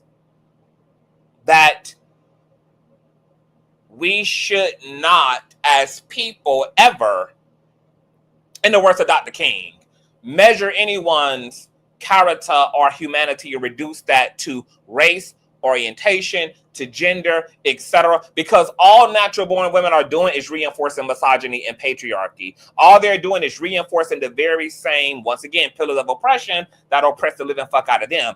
That got them feeling like, baby, I don't feel like a woman unless I got my lipstick and my rouge on. I don't feel like a woman unless, baby, I got a certain amount of girth in my titties, girl. And unless my ass sits a certain way, girl. And unless my body sits a certain way, girl. And unless my face sits a certain way, girl. Or unless I can give birth, girl. Like, carrying around the responsibility of having to be both masculine and feminine, it's exhausting. I just said this in a conversation the other day when me and Bubs was here talking about the straight guy who had chastised his homeboy for asking all of them that they want to go to the movies. And the straight boy was so fucking pressed and triggered. He was like, girl, don't be inviting me to no motherfucking movies. We ain't no bitches, ain't no pussy over here, nigga. I mean, just bitch, what? Are you okay? Because your homeboy, y'all have a whole group chat, but y'all can't go to the movies together. That would be gay or feminine for y'all to go see Sinners together. It must be exhausting to be this fucking masculine. It must be exhausting to have to be this mindful of just existing, girl. To have to just tote all this baggage around mentally and emotionally, girl. To have to just keep all this shit gravitationally pulled in, girl. And I don't understand because I'm a free bitch. My standard for freedom has been white men. I don't give a damn about what ninjas say, bitch. I'm going to be just as free as these Wonder Bread people are, girl. White men walk around here in their eyeshadows, they long hair, they skinny jeans, they rock and roll, they heavy metal, they punk rock. White men couldn't be more motherfucking free, bitch. And that's the level of freedom I walk around as, baby. I'm not performing shit aside from what the fuck is authentic to me. So when I be watching both parties have to just keep up all of this emotional and mental continuity, just existing in your clothes, just having to exist in your body, it's already enough, bitch, just to have to put on clothes. Yet alone, have to put all these meanings and attach all this fucking bullshit to just being able to walk out of your fucking house and go wipe your ass if you need to go wipe your ass. Bitch, if you need to go blow the porcelain apart, girl. Because Pepto ain't Peptoing right now, baby. Okay? Like, it's so heavy. And I understand why motherfuckers going Columbine, baby. I understand why motherfuckers lose their mind, girl, because this shit is too much. People carrying around too much. People are too taxed emotionally and mentally just to make it through a day in the life of ordinariness. Even ordinariness, girl, is high maintenance, baby. All this shit is so high maintenance. Can I just shit in peace? Can I take a fucking piss in peace, bitch? Can I check my titties for cancer lumps in the communal restroom, girl, in peace, bitch? Can I wipe my sweet puss in peace? Can you do what you do in peace, and can I do what I do in motherfucking peace? Jesus. Oh. But there's a lot of propaganda that goes around with us as trans people. Oh my God. You already know that there's a lot of propaganda that goes around with us. Oh, and here's just one more thing. It's funny that natural born women are wanting trans women to be responsible for, once again, a system that cis white men created. And the reason why natural born women feel so claustrophobic in this space is because patriarchy is what got you entertaining this idea of lack and not enoughness. Got you feeling shrunk in the system and unseen. The gag is that's what we're all trying to band together to destroy, because we can all see the foundation of patriarchy and its influence on all of our lives. It would be in all of our best interests as cisgendered folk, natural born folk, trans folk, queer folk, etc. folk, girl, to band together to combine our infinity stones and to destroy the shackles that are on all of our collective feet and necks. Oh, I keep playing the wrong shit. I'm playing Maddie from my phone. That goes around with us and things. So I'm always, yes, I may joke and I may have fun and I might, have a good time. Trans folk are not responsible for completely having those spaces, Fuzzy. Do trans folk own the McDonald's that has binary restrooms? Do trans folk own the mall that has binary restrooms? Do trans folk own the federal building that has binary restrooms? Do trans people own the corporate offices that have binary restrooms? This is not an issue that trans folk can create, because if a trans bitch need to go take a shit, where's she supposed to go take a shit at in a binary ass world? This is something that dominant society would have to open up the space for. Because wherever a shit can be taken, a shit will be taken, my love.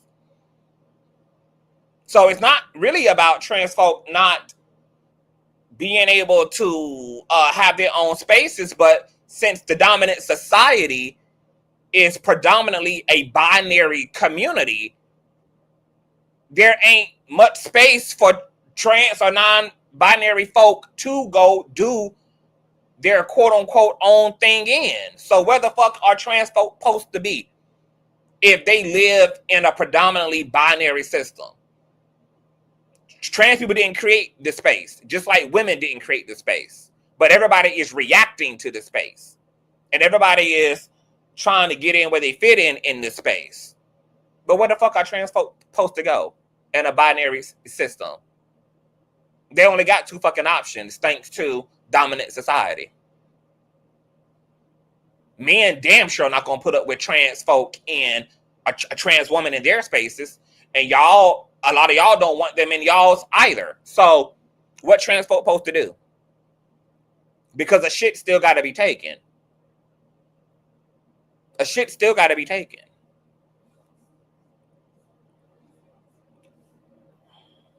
You know, have a good time, but I'm definitely for my people. Never forget, I'm dark brown, dark skin, light skin, beige, fluorescent beige, bitch. I'm black. Let's never forget that. But we can't, can we?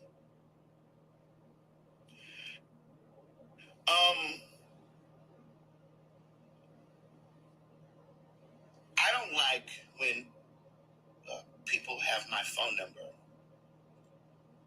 and they have a small grievance with myself or some slight with anything. My phone number's been the same for 30 years. Yes, I've lived a long time. I'm close to 50. I was smart enough to maneuver through and survive that. AIDS and take all the signs down and lock the doors. prostitution and trade and all the things. I was smart enough to maneuver through and make that happen and to amass a fortune. I was smart enough to do that. I don't like the notion that I'm like a dumb girl, you know, because I'm many things in this world, but dumb is not one of them. Dumb is not one. I've never been dumb. I've been smart enough to outsmart the degree. I've been smart enough to outsmart the degree girls, and the girls that they can't figure it out because they're so smart, but yet they have no reach. Arms are long, but you have no reach. I've had the opportunity to stand next to girls who or stand next to and with girls who have thought that I was floor trash and wasn't supposed to be in the rooms. I'm smart enough to do that. I'm smart enough to make an impact on this earth, on this globe. I'm smart enough to do that. When some girls are still trying to figure out, how do I get in? I was smart enough to do that.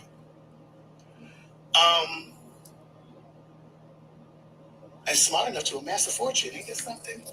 Again, let's get back to the place. How about all of my elite, smart, degree, educated girls? Let's give up one of your properties. Okay, so we're going to scoot up a little bit, you guys, and we're going to get to Craig's piece as well. Trey, I've moved from not understanding it to teaching. Saying I had to learn when I was on the set of the show how to maneuver through the nub. I said, I got it now. I understand. You know? And so I just this is why I'm handling this with a lot of,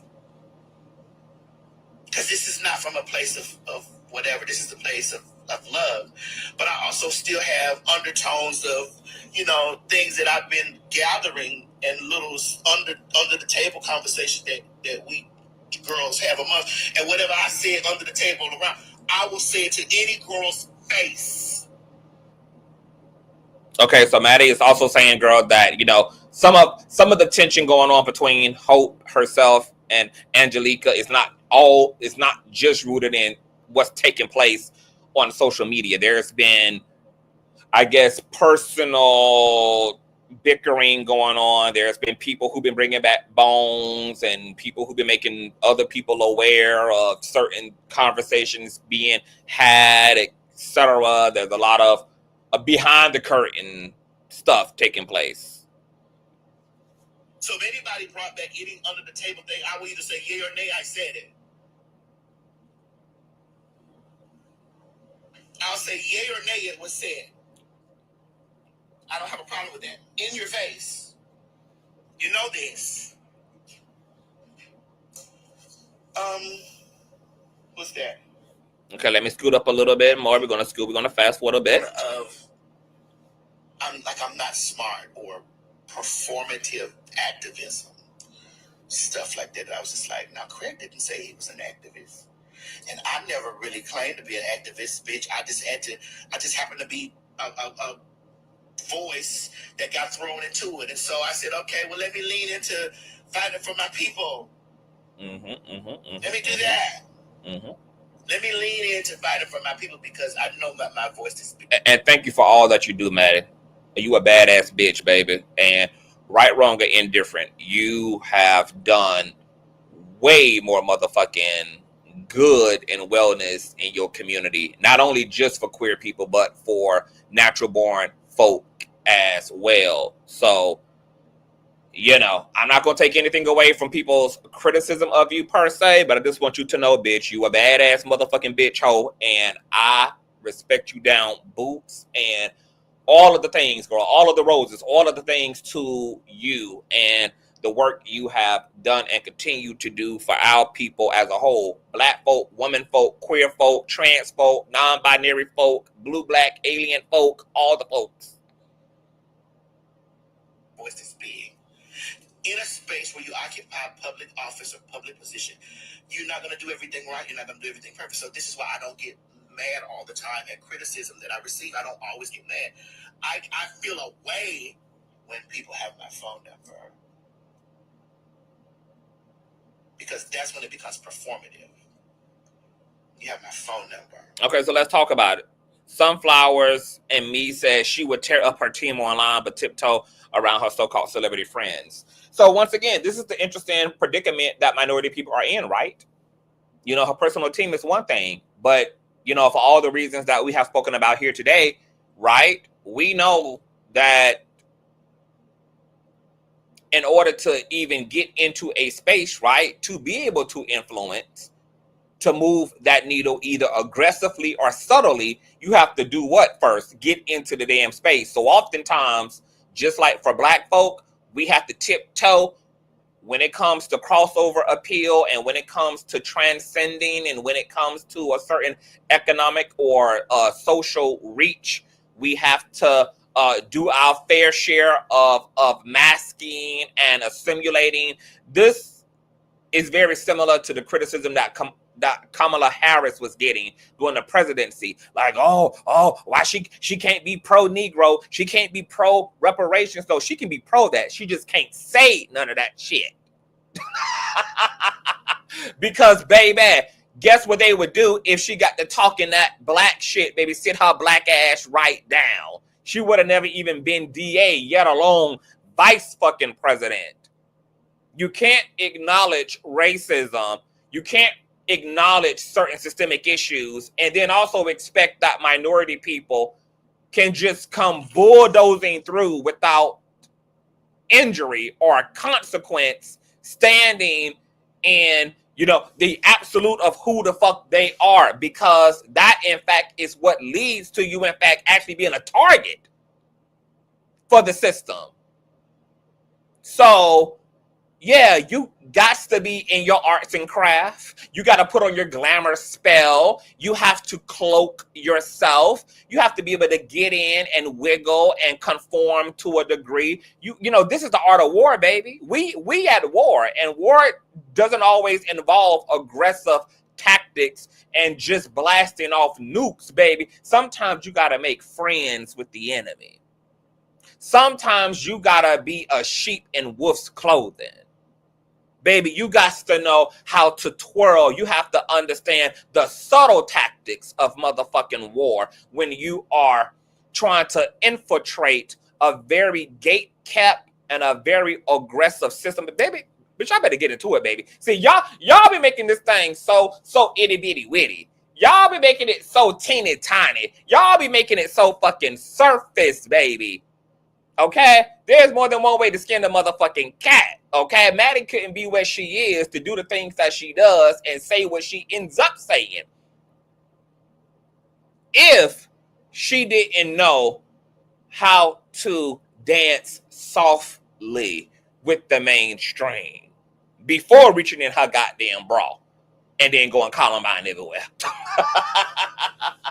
So, you know, their strategy in the way she has to navigate that space so that she can be visible in that space and assess rather the move needs to be made aggressively once there are continue to be moved softly and subtly, so that we can have change happen so seamlessly that people don't even know how in the fuck we even made the quantum leap from this to that, bitch. It seemed to have just happened overnight.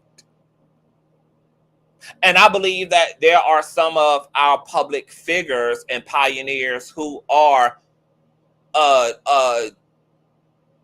utilizing the art of war tactics. Oh, yes.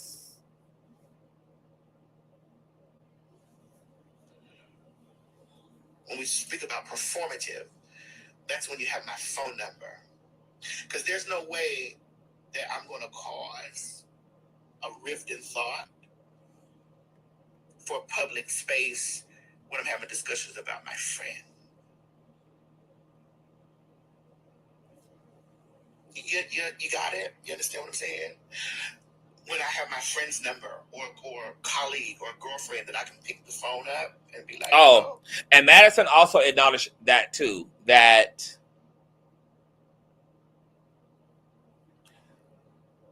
her holding other people accountable isn't always something that plays out publicly.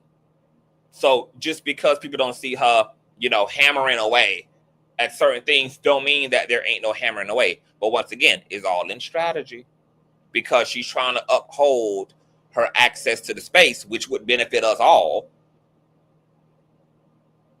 while also being reasonable about the way she goes about tackling the issues. Now, when you're in the process of building a relationship and you're in the process of normalizing yourself in spaces, once again, no, you can't just go off in the head of everybody publicly, etc. Because once again, this is a gate kept space. So you got to maneuver accordingly. You got to deal accordingly. And I'm not mad at it, because once again, as an indigenous, two-spirited, Black Native American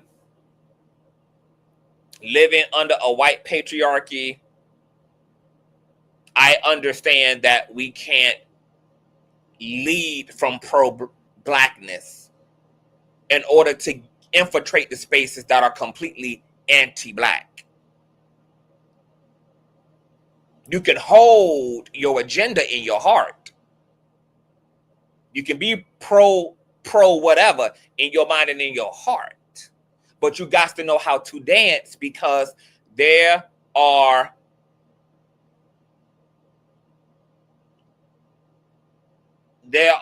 explosives, girl, planted accordingly. So you got to do your share of tiptoeing to get from point A to point B. These spaces that are anti-woman, anti-queer, anti-black, etc., they are gate kept. The grounds are littered with explosives. You have to tip the fuck toe. I was saying the same thing about Kamala. I'm like, she's not talking in the language of reparations, but if you listen, if you listen, you can catch the parables.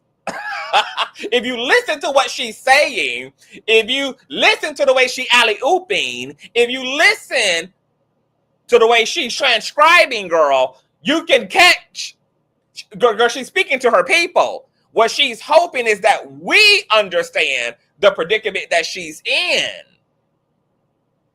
As a Black female, as a woman of color in a political setting, girl. She's hoping that we understand, girl. No, I can't go Dr. Umar in this. I can't talk that way. But I am going to talk enough anyway that hopefully y'all catch it. But understand that I'm a woman of color trying to occupy the highest spot in this patriarchy, so that I can now then pull some reverse unos and some fucking draw fours. But you think that I can be a full-on, I'm black and I'm proud ass bitch in an anti-black bitch space? No. The fuck you thought this was? This is why even war has to be an art form.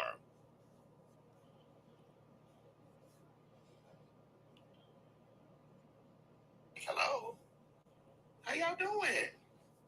That's when it becomes performative. When we start using these words that I'm not smart enough to really understand.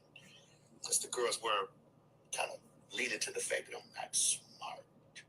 Or I'm not educated enough to, or maybe it was what it mean. Maybe I was reading too deep into it, but I did feel like that was like, well, is this me? Because, am I the ratchet one that they just, I don't know. I don't know. I was just like, was it me? Am I not the, am I thinking? Okay, I'm going to fast forward to Craig entering into the group chat. And I'm on a lie. She couldn't be saying that she was going to handle me. Nah. I know she from Chicago, but I'm from Dade. It wasn't me.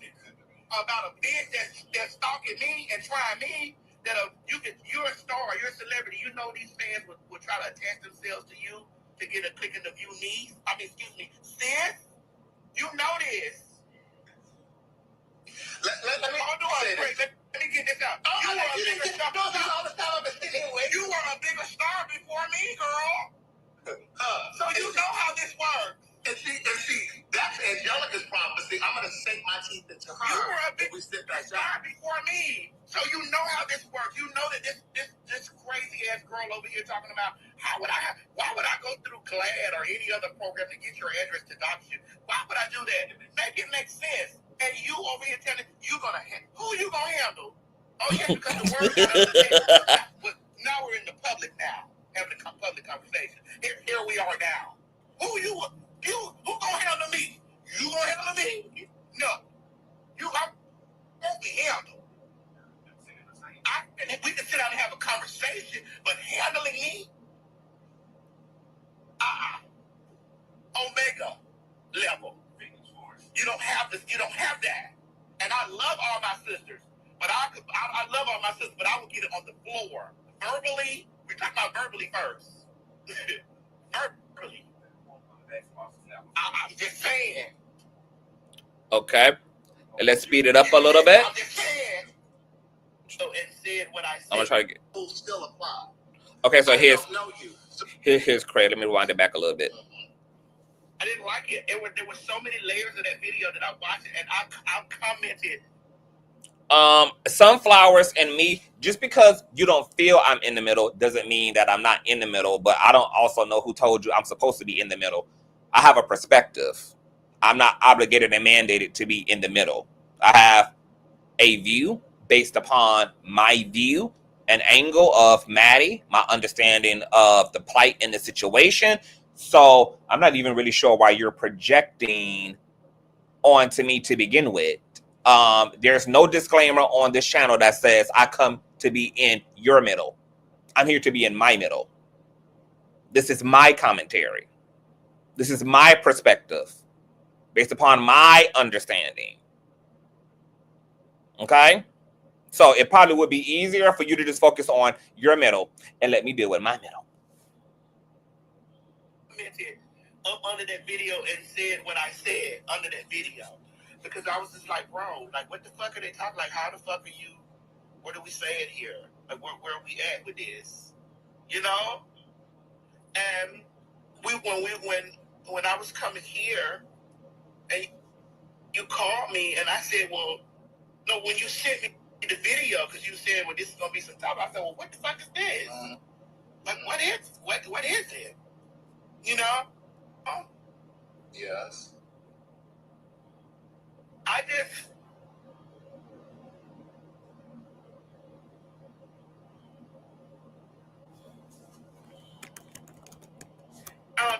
No, Craig. Again, as a BQ butch queen, is what you are. Is that what I am? I guess as a butch queen.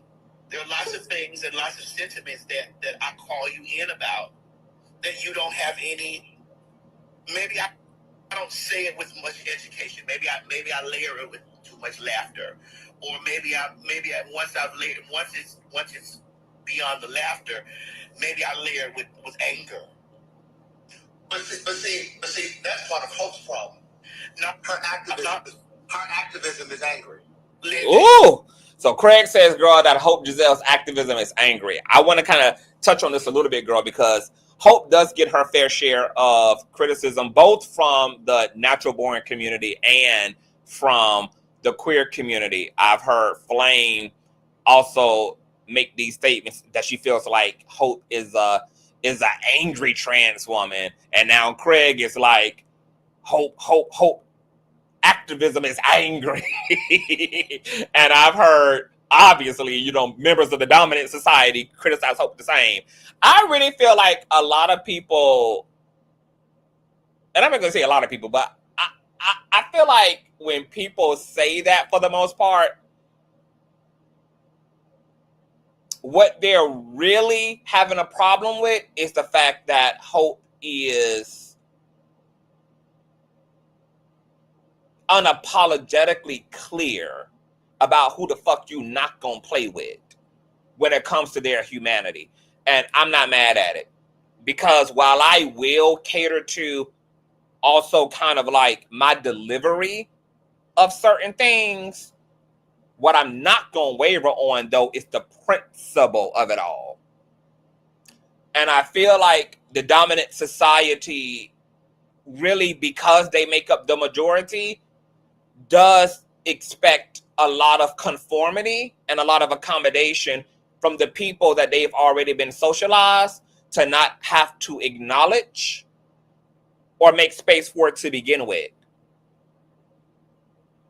And Hope is unapologetic about our people's autonomy, our people's dignity, and our people's rite of passage and right to be.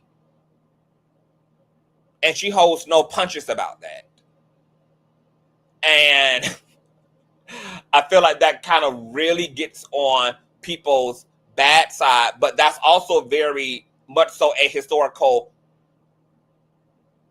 character trait of revolutionary people, because they're not speaking the language of the majority. They're not speaking the language of the dominant. And they're typically relentless, double down, and become a fixed object in the pathway of the dominant society, who is wanting to continue to prevail and eclipse and to subject everyone else to the majority's sense of reality and sense of truth. Hope, is like she's like the Malcolm X of of the trans community, girl. Okay? Over her dead body.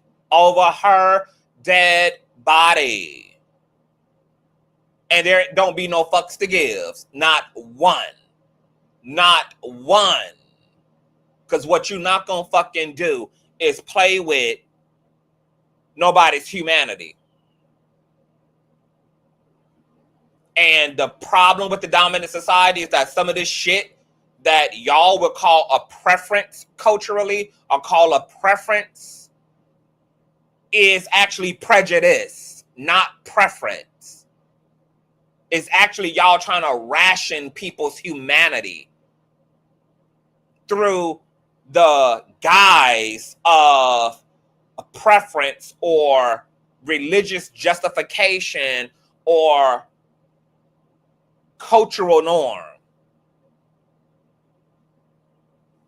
And Hope don't let y'all unsee it. She don't let that shit go unchecked. She stirs it up every time, baby.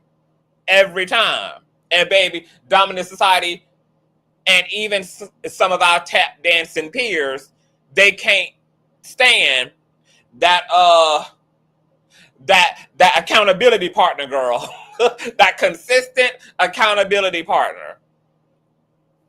But let's get back to Craig. He would be a lot more effective.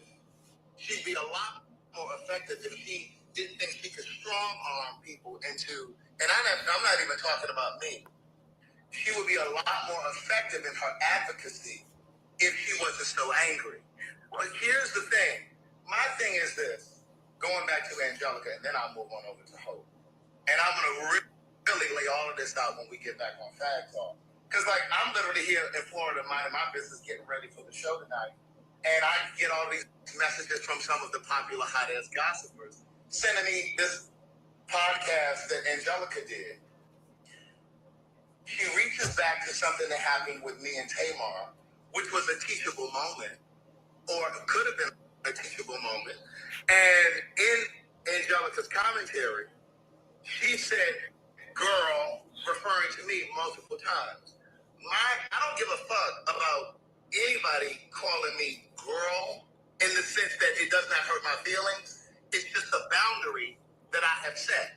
I simply set a boundary. I don't know you, Angelica, just like I don't know Tamar, so the rules still apply. I don't know you, so it doesn't matter that you are under the LGBTQIA community. I don't know you. And so just like you would not want me to call you boy, sir, him, his, don't play with me in your motherfucking commentary. Because see, what I'm noticing is the Hopes and the Angelicas who think that they're these complete and total voices for the trans community. They think that they get to set the bylaws and the rules for all trans people.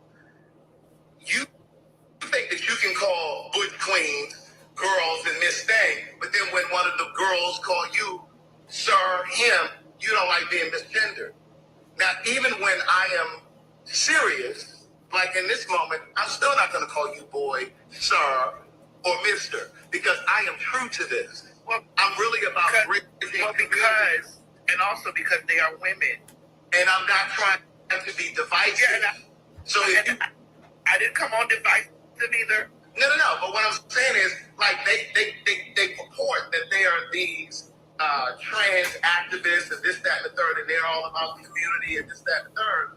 But it's ineffective. It is essentially ineffective if in your commentary, Angelica, and in your commentary, Hope, the one that I just saw today, where you're going to sit there and say, oh, the girls and da-da-da. Like, okay, yes, it's semantics within the community, but when you're trying to call somebody to the carpet and you're using those words, those are fighting words, and we know the difference. We know that you're now using it as a pejorative. Well, my thing is this, Hope, and Angelica, you can police anything that I say, but you can't control me. And you love to sit on your platforms and try to say that we're not a monolith of a monolith, but in actuality, you want us to move as if we are. You want us to, you think that I have to adopt your idea? I don't think that that's the case. I think that what the expectation is as a community that has certain values where we all seem to be seemingly on the same page of just wanting a dignified existence, that the expectation is that we agree in principle on the same thing. Like, Black people can be a non-monolith in terms of, like, we all have our individual expression. We all are going to want to do something different with our freedom. But where we at least should be able to agree at is that we want freedom, right? We want some sense of normality, right?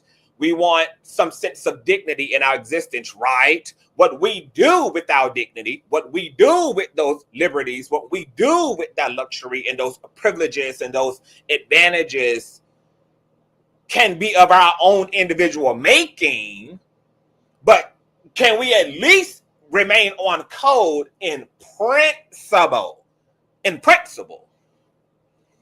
So I feel like, I'm going to be honest, in this case, I feel like what Craig is interpreting as you hoes trying to get me to bend the knee and to conform is really his resistance to being corrected. And maybe to his point,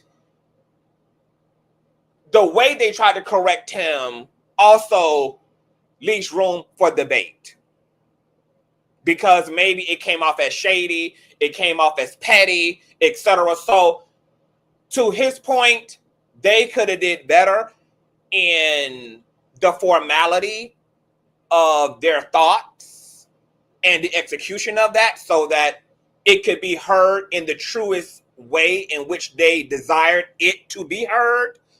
And on his, and to their point, maybe he can also be open to not always interpreting correction as someone trying to control you, more so than someone is trying to inform you, not control you. Have to adopt your ideas, your ideology about the whole them and they thing with non-binary people. What I said was, then, now, and forevermore, is I respect non-binary people. And we're going to play the clip on the next Fag Talk when we sit down, because we've already pulled it. I've already pulled the clip. Thank you, Kayla. Kayla has already pulled the clip of me saying I believe that non-binary is a thing. I respect non-binary people. I never said, Angelica, that I was confused. I never said that it was, I never said that I was confused about that.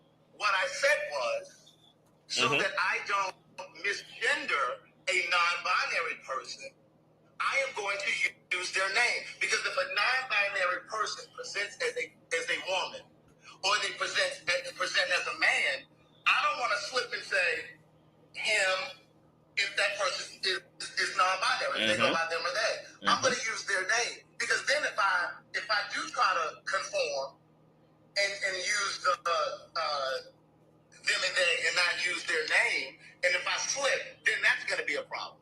Right. Oh, he's out here and misgendering. No, some of you bitches, Angelica and Hope, you intentionally want to misunderstand and misinterpret people. Okay, so let me say to that, I think that that's fair. Craig saying, look, when it comes to non-binary persons, I would rather just call them by their name, because I don't want my brain to confuse whatever their today gender expression is, and then I end up calling them the pronouns associated with their right now presentation. Because even though they identify as them and they, if their gender expression today is she, I'm going to fuck around and probably say she. If their gender expression today is he, I'm probably going to associate, my brain is going to say he. So instead of ending up accidentally insulting someone, etc., I would prefer to call that person by their name, rather than, because my brain has already been ravaged through and indoctrinated and programmed a certain way. And so, my heart isn't going to be recognized in my era. So in order to avoid the error, I will call a person by God's name. But to what he just said about he feel like Hope and Angelica, they go out of their way to make him particularly, what he's saying, he feels like they do this across the board with people in general, but certainly he's also talking about him, like misrepresenting him, misrepresenting what he says. I think the reason that is, Craig, is because, and I've even had to pull on, the ball patch of your scalp, girl. You do come off elitist, classist, and you have misgendered, gender ambiguous folk. There were definitely very notable comments you made as it relates to even Miss Netta when she first came on the scene and nobody knew what the fuck was going on, whether this was a bio woman, whether this was a trans woman, and Miss Netta's conversation about her own gender identity was kind of all over the place, because she was like, I'm a gay man, but then on the other side, she also said she presents as a woman. She's even had some gender reassignment surgery, such as a breast lift, etc., girl. So Miss Netta's conversation was all over the place. But Craig, the people had a noose around your neck because you have had a history of kind of playing down, particularly trans women, allegedly, apparently, that did not assimilate in the ways that Maddie did. And a lot of queer people felt like you used Maddie as kind of the poster child for what trans should look like if you're going to be trans. And you've been rather insulting and unwelcoming and uneasy in your dialogue and your talking points around trans folk who have not been so successful or just not even interested in passing. So, that's probably why. It's not just that they are extracting one thing that you said and kind of took it out of context. It's kind of because you have kind of had a consistency in presenting a certain way when it comes to these conversations that have kind of led to some people just finding you generally problematic when it comes to the conversation around gender identity, transgenderism, and the whole nine. Understand and misinterpret people. Some of that shit that you all are coming on these platforms arguing about, that's your family trauma. I have nothing to do with how your family handled you. And Angelica, for you to say the Craigs of the world as if I am the poster child for all of these trans men, transphobic men, transphobic gay men, that was disingenuous. It was divisive, and it makes you a fraud. Because what you need to understand is I have been doing this long before I met Madison. Now, yes, the glow up came when I met this bitch. A lot of you met me when I met this bitch. But I've been writing and producing stage plays since I was 26. Bitch, I will be 49 years old in 2 days. So while I was writing and producing stage plays, you were probably in the military. You probably hadn't even transitioned yet. So I was doing this before you got here, before you were doing this. And what I'm going to further delve into when we sit back down over there on Fag Talk is that what you need to understand is your anger is not with me. Some of you are upset because I am sitting next to you. And secretly, you want that position. I didn't ask for this position. It's just the magic that happened when we sat down. We never decided that we were going to do a show called Fag Talk. Some of you have a problem with the name Fag Talk. Bitch, get over it. Get over it. You are not going to control us. You are not. You can never. You use your platform to do what you do, and we're going to use ours to do what we do.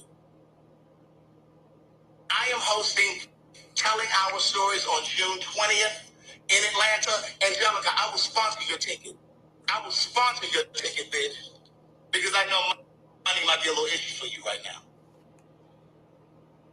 I will sponsor your ticket, and at that Telling Our Stories, we're going to talk about all of the things that divide us as a community. I've invited trans people, non-binary people, so that we can really flush out the issues to really bridge the community. And I'm going to be honest, I feel like a lot of members of the dominant society kind of like stand behind Craig is because some of his talking points are birthed, and some of his sentiments are birthed out of dominant society sentiments. If there's anything that I know dominant society loves, is that they love a queer person who will say it for them. Oh, they love those type of queer people, baby. Oh no, they not gonna like the Hope Giselles. They gonna pick and choose when it come to me, and what parts they pick and choose, because I'm just as relentless and unapologetic as Hope Giselle is. But they love a Craig. They love a queer person who will say it for them. Oh yes, baby. Take that person to number one, baby. Baby, we know why you love them. Oh, baby, we know. We know why you want them seated. We know, my love. We completely get it, my love. Got it. So instead of you all getting in front of these cameras and on these live streams, bring your ass down to the Park Tavern on June 20th. Again, I will sponsor your ticket, Angelica. Hope, since you be twirling around in all of your designer shit, I'm sure you can pay for your own ticket. So instead of coming on your live, don't talk to me on your live. Come talk to me in person on Friday, June 20th. The tickets are already on sale. So let's talk about this in a real way. If you really are interested in bridging communities, if you really are interested in educating people about trans identity and non-binary people, because you're not going to continue to conflate what I've said. And the fact that you tried to tie in something that Funky Dineva said with what I said, that's nasty word. That's nasty word. I agree with Maddie and Craig when it comes to, I felt like Angelica and Hope definitely should have picked up the phone, because I felt like this would have made for a better group conversation rather than everybody kind of taking to their social medias and kind of throwing shots. And now it's just kind of made it weird and kind of non-productive, because they could have got this conversation going productively by Hope and Angelica picking up the phone and saying, girl, like, I got some questions, I got some sentiments, girl, you know, they can have a private conversation and then bring that conversation to social media so that we all can continue to be a part of that work. And we can continue to aid and abet and being able to Craig's point, talk to each other rather than at each other. And we can continue to like maintain the continuity of just working through this stuff as a unit, rather than there being all these like side interpretations and all of these, you know, personal feelings, and then it gets kind of handled in this raggedy ass way, and it really kind of takes away from how productive this really could have been had everybody else, you know, had everybody just came to the forefront. So, and I feel like that still should happen. I hope that what Hope, Giselle, and Angelica does is pick up the phone and say, okay, girl, yeah, shots were fired. I was being petty and in my feeling and just being reactive. But you know what? We should have this conversation out loud. At the end of the day, we are a family. We are a unit. The people are looking. We all are influencers. So, you know, let's go make some healthy content out of these subjects and see if we can find a middle ground amongst these things, and that once again can lead to, you know, positive representation on the community's part, and it can be informative for those who are continuing to learn and want to understand and want to kind of hear all sides and take what they will from that. So I hope that still happens. And when we sit over there on Fat Talk, there are a lot of things that Madison says because she is trans that I will not say. I barely say trainee. Hi. I'm not going to sit here and say that I've never said it, but I barely say trainee. Because I know some of you, and I say this all the time on the show, I said, you know, well, I'm not going to get into that because I know some of the trans girls are going to feel away. So there are certain things that I don't even say. And back to you, Angelica. The fact that you reached back to some shit that happened. All right, y'all. So that's pretty much the bulk of it. I got to get out of here. I will return later. I got to return some phone calls anyway. So I'll see you guys in a few. We got to get into a Megan Thee Stallion Fraud Radio update. If you guys want to have an open panel on this situation, just leave the comments in the comment section. I'll set that up. Please thumbs up, share. And if you enjoyed yourself, once again, honey, hit that old nasty piece of cash app, $Consciouztv, and or PayPal.me/ConsciouzTV. Spelled just how it is on the platform. Shout out to baby mother Stacy for the old nasty child support check, y'all. And I will catch you guys in the interim. Peace.